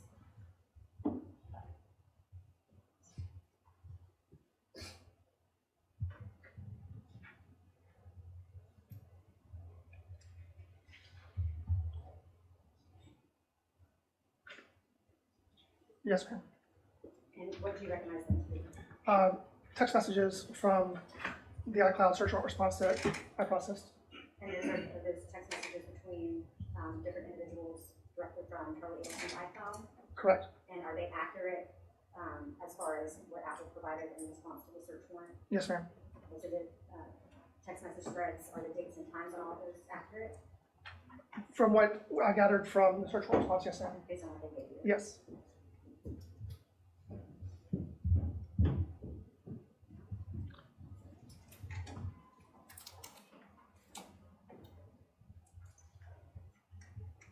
Based on your review of Charlie Adelson's iCloud contents, did the phone number 786-564-1312 appear in the iCloud? Objection, hearsay. Overruled. Yes, ma'am. And how was that phone number 786-564-1312 labeled? How was it what? Labeled. Don't answer the question, please. Labeled. Objection. What goes that far?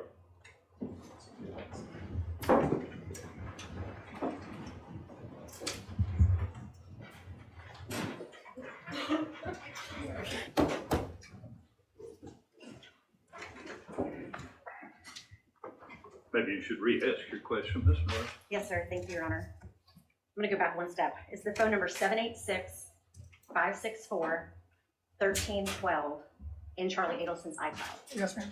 And how is that number saved as the name associated with that And we phone? know there's an objection to that I've overruled. KD, And how is that spelled? KADDIE, Do that again, I'm sorry. KADDIE.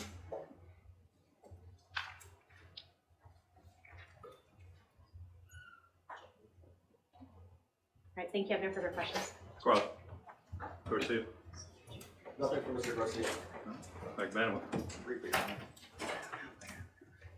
Investigator, good to see you again. You too, sir. You're gonna have to explain this to me like I'm a child. So, I've got an iPhone. Yes, sir. Somewhere up there is all my data. My contacts, my emails, my text messages, my multimedia messages. Those are ones with photos and videos. They are. My notes, my reminders, all of that stuff, right? If those are the things that you've chosen to sync on your phone, they're not up there. They're on a network of servers somewhere. All right. Yes. So it's not actually on the phone. It's somewhere. It's not actually up in a cloud. It's stored somewhere in But Cupertino, it's still on your phone as well. but it's also on the cloud, is what you're saying. Correct. All right. So I'm able to look at all that data through my phone because there's software in the phone that will organize it. That's correct. There's a contacts icon, there's a text message icon, there's a call log icon. That's how I can navigate through it, right? Yes, sir. Now these programs, you send a subpoena. Now, you didn't send the subpoena in this case, though, did you? The search warrant, no, sir, I did not. That was Investigator Sherry Bennett. Correct. But you get the stuff back. Correct. You get a dongle, is that the USB drive. USB drive? So you get that back and it's got all the data. The data that I get from the cloud onto my phone, you get that data for Charles Adelson. Correct. The data that was synced, yes. But you don't have a phone to interpret it. Correct. That's why I use my software. That's what FTK and Celebrite does. That's correct. Celebrite's a little bit more advanced though, right? In regards to mobile forensics, yes, sir. When you say mobile forensic, again, like I'm a child. Understood. In regards to mobile devices such as cell phones, tablets, GPS devices, those type of things, yes. You're able to see more information.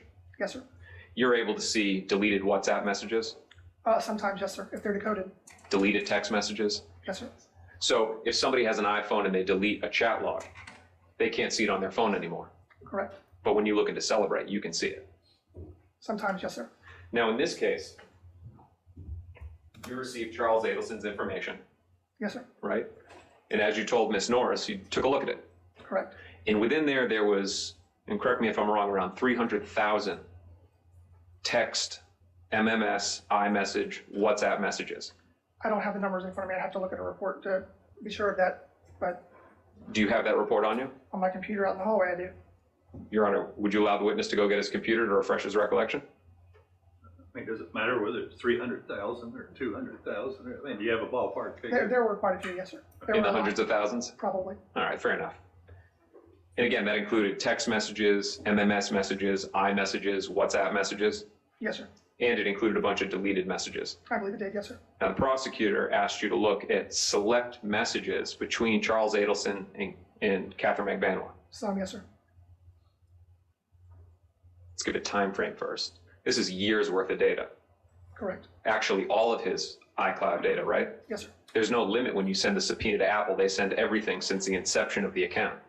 Whatever they still have, correct. And correct me if I'm wrong, this went back to the early part of this decade. I believe so, yes, sir. So around 2010, 2011. Again, I don't typically go through and do the analysis of the data. I typically let the investigator do that. Now, I'm not going to ask you for the contents of the messages that you've just identified. Okay. But in all the messages that this government asked you to take a look at, and how many of them does Katherine Magbanua talk about being involved in a murder? I don't, and the ones that she asked me to look at, Yes. none. There's only specific conversations that she had you take a look at, right? Correct. Not all of the messages in between Katherine and Charles Adelson. That's correct. You explained to Miss Norris how normally you would give, let's back up to the explaining to me like I'm a child again. You run your program, you do a Celebrite report. Yes, sir. Then you're able to save that onto a CD. Or DVD or Blu-ray, depending on how big it is. Yes, sir.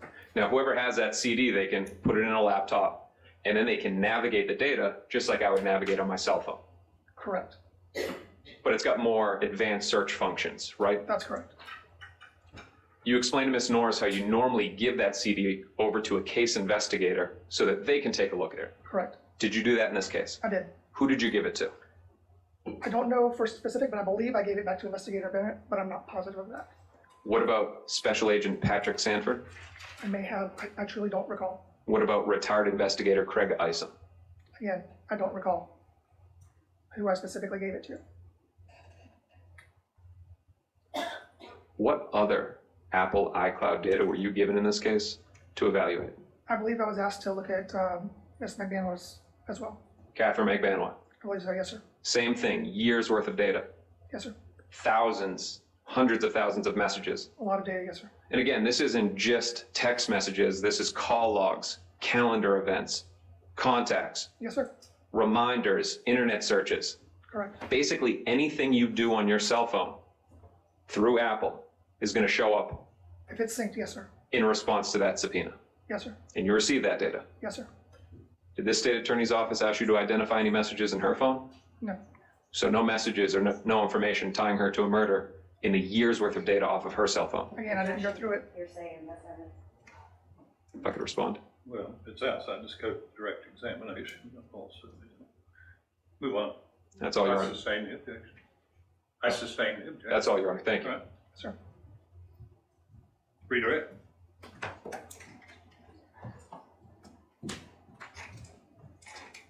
Investigator Gilmore, were there many investigators at the Tallahassee Police Department and the FBI working on this case? Yes, ma'am. And did y'all spread the tasks amongst different individuals on different roles you would take on in this homicide Yes, ma'am. investigation? Okay. All right, thank you. I have no further questions. Thank you. You can step down. We need to keep him further. Yes, Your Honor.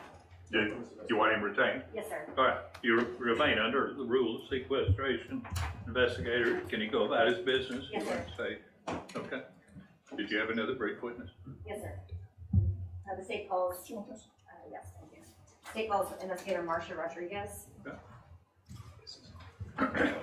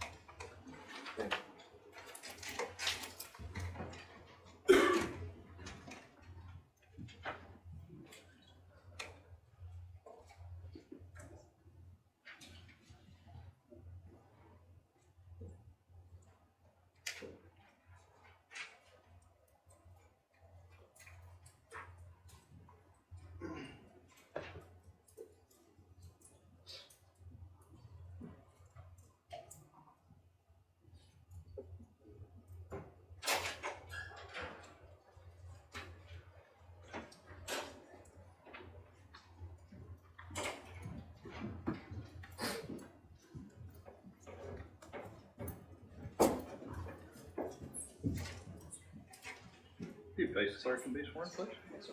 You swear or swear testimony about giving this case to the truth, full truth, and nothing but the truth, so help you God? Yes, ma'am, I do.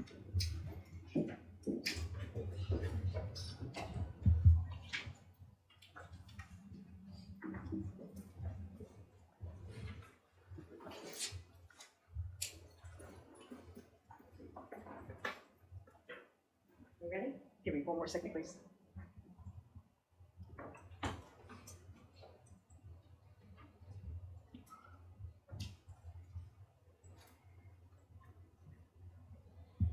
Yes, ma'am. Okay. Can you please introduce yourself to the jurors? Hi, my name is Marcia Rodriguez. And can you spell that for us? Sure, it's MARCIARODRIGUEZ. Where are you employed? At the Tallahassee Police Department. Do you work in a certain department or division? I'm attached to our Special Investigations Unit as a digital forensic investigator. How long have you been with TPD? Over 25 years. And what do you do in the digital forensics section? So when an investigator or an officer has some sort of electronic device or storage media that they think may contain some sort of evidence, they bring it to me and I evaluate it to see if there's anything of value on it. How many, and when you say electronic devices that you're analyzing for? Put that microphone back in front of you, would you please, Ms. Norris? Yes, sir. When you say you're examining like items of evidence to see if there's anything you want to pull off of them, like a cell phone, could that be any electronic device, a cell phone, a tablet, a laptop? Yes, ma'am. Okay. And approximately how many electronic devices have you extracted information off of? I've worked on over 1,000 phones. Okay. And do you use different kind of programs to extract that data? Yes, ma'am. What types of programs do you use? The primary program that we use is Celebrite. We use a couple other ones, but that is our primary tool. And you trained on how to use that tool? Yes, ma'am. Okay. Did you perform a digital extraction or a Celebrite on a phone belonging to Wendy Adelson? Yes, ma'am. And do you recall what type of phone that was? It was an iPhone 4. Apple. Apple iPhone 4? Yes, ma'am. When you perform a Celebrite extraction on a phone, does it change any of the contents inside of the phone itself? No, ma'am, it does not. Okay. Why would you do a Celebrite extraction rather than just looking through the phone? So one of the things that we do is we make sure that we don't alter the device that we get. We try and keep it in the state that it's originally found in. And so if we manipulate and kind of flip through pictures and text messages, stuff like that, we may change something. Also, one of the things that we use a forensic tool for is so that we may, if something's been deleted, if something's, there's a hidden file that the user can't see or they've hidden from view, we may not see it. So we use these tools, and sometimes the tools are able to gather that information for us.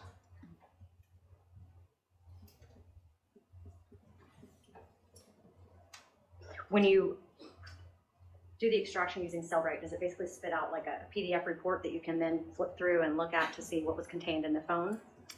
We use the software that you use to do the processing analysis of the raw data that comes from the phone. It gives the opportunity to create a report. Yes, ma'am. A Celebrite report? Yeah, a Celebrite extraction report, yes, ma'am. And that extraction report categorizes different things. For example, puts all the call logs in one section, all of the text messages in one section, and so forth? Yes, ma'am, it categorizes it. Okay. And you can also pull out the contact list, like if I have phone number saved in my phone, like my husband or my mother, it would show up the contact name and then the phone number associated with that contact. Yes, ma'am. How is it entered in the phone? Yes, ma'am. May I approach her? You bet. I'm showing you what I previously shown the defense counsel. And marked for identification as states exhibit 126. Do you recognize what that item is? Yes, ma'am. This is the disk that I placed, the report that I created, the Celebrite report for Ms. Adelson's phone. And that is an accurate Celebrite report directly from Wendy Adelson's iPhone? Yes, ma'am. You didn't make any changes to it? No, ma'am. And you recognize that disk because you initialed it underneath the pretty label that we put on top? Yes, ma'am. Okay. All right, this time I offer states exhibit 126. Is there objection? Yes, Your Honor, several. Okay.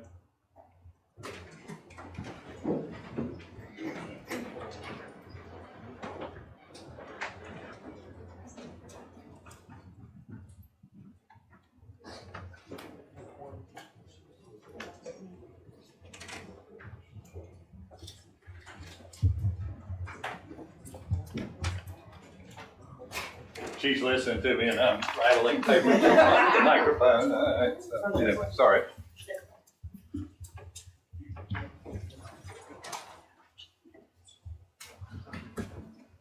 So I've admitted, I believe the correct numbers are 70, 71, 72, and 74 over objection.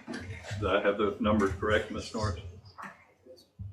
Yes, sir, 70, 71, 72, and 74. Okay, probably need to get the witness to identify those items. May I approach again? You may. I'm going to show you first states exhibit 70, and what is contained in this particular exhibit? It looks like a two different contacts from the report that I created. So these are from the Celebrite extraction of Wendy Adelson's phone. These are her contacts, who she has listed and phone numbers stored in her phone. These were the contacts, yes, that were sampling of the contacts that were in the phone. And contacts for whom, if you could just... Looks like Charlie and Dad's cell. And this appears to be another contact extraction for Mom's cell. And do each of those three contacts mom's cell, dad's cell, and Charlie have photographs that are associated with the contact name and phone number. Yes, ma'am, they do. Next, I want to ask you about State's Exhibit 71. Does this exhibit contain a phone number of interest in this investigation? It appears to be a page from the contacts. I don't know specifically. Does it contain a contact name and phone number associated with that name for a jitters? Yes, ma'am, it does. In State's Exhibit 72, what is contained in that? This is part of the report that I created. It's the beginning of the call logs section of the report. And do those contain the call logs from Wendy Eagleson's phone on or about July 18, 2014, and previous and prior to that? Yes, ma'am, it does. But that's not every call log ever from her phone, just a sample. Yes, ma'am, just a sample. And finally, in State's Exhibit 74, what's contained in that document? This is also a part of the report that I created. It's showing a sampling of the voicemails that was taken from the phone. And again, are the dates on that approximately July 16, 2014 to July 18, 2014? Yes, ma'am. And on any of these exhibits, has anything been deleted or removed or No, ma'am. taken away?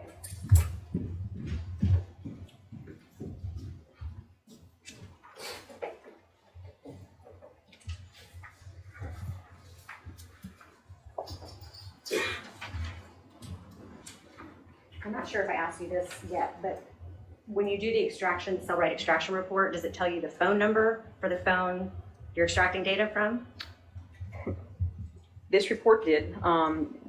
The extraction listed the phone number for the phone that I extracted, this Apple iPhone, as 954-803-0079.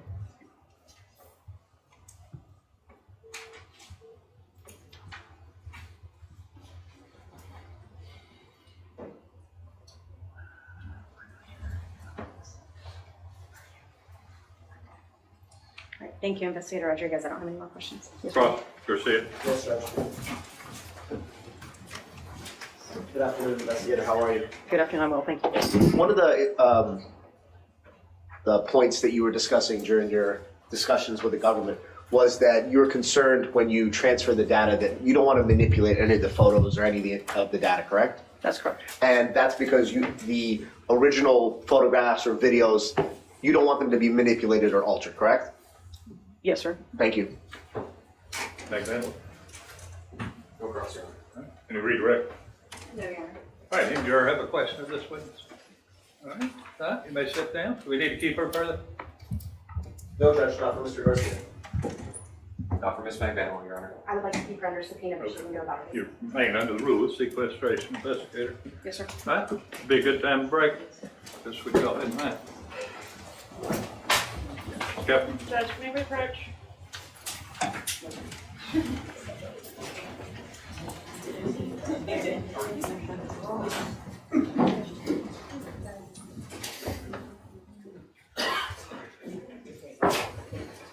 Everybody be seated, please. Come back to order. It's my understanding that the state wishes to recall Mr. Brown. Yes, sir. All right, you remain under oath, Mr. Brown. Have a seat. Slide up the microphone, please, sir.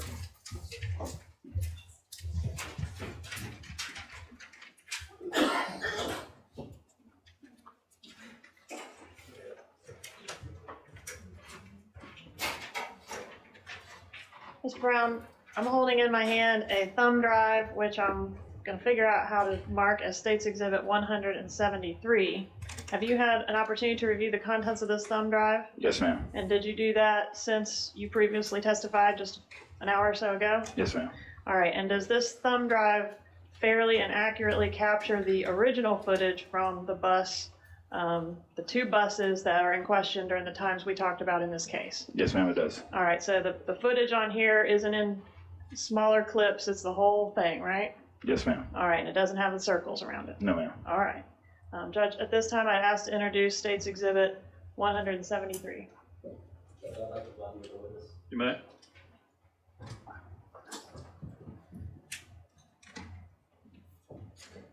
Good afternoon again, sir. So this apparatus, how do you know that this is the original? I watched as they downloaded it. I'm sorry? I watched as they put it on there. Okay. You watched as they, and when you say they, you mean the government, correct? Yes, sir. Okay. And you watched as they downloaded what? The clips of the buses. Okay, and was that from the original information that you gave them, or was this from their computer? That was from their computer. Okay, so the question I'm asking you is, when they came and they originally subpoenaed and got your disk, correct? Yes, sir. I'm sorry? Yes. Okay, so let me ask it this way. When the government sent you a subpoena for this data, did you provide it on a CD? Yes, sir. Okay. Did you see that CD upstairs? No, sir. Okay.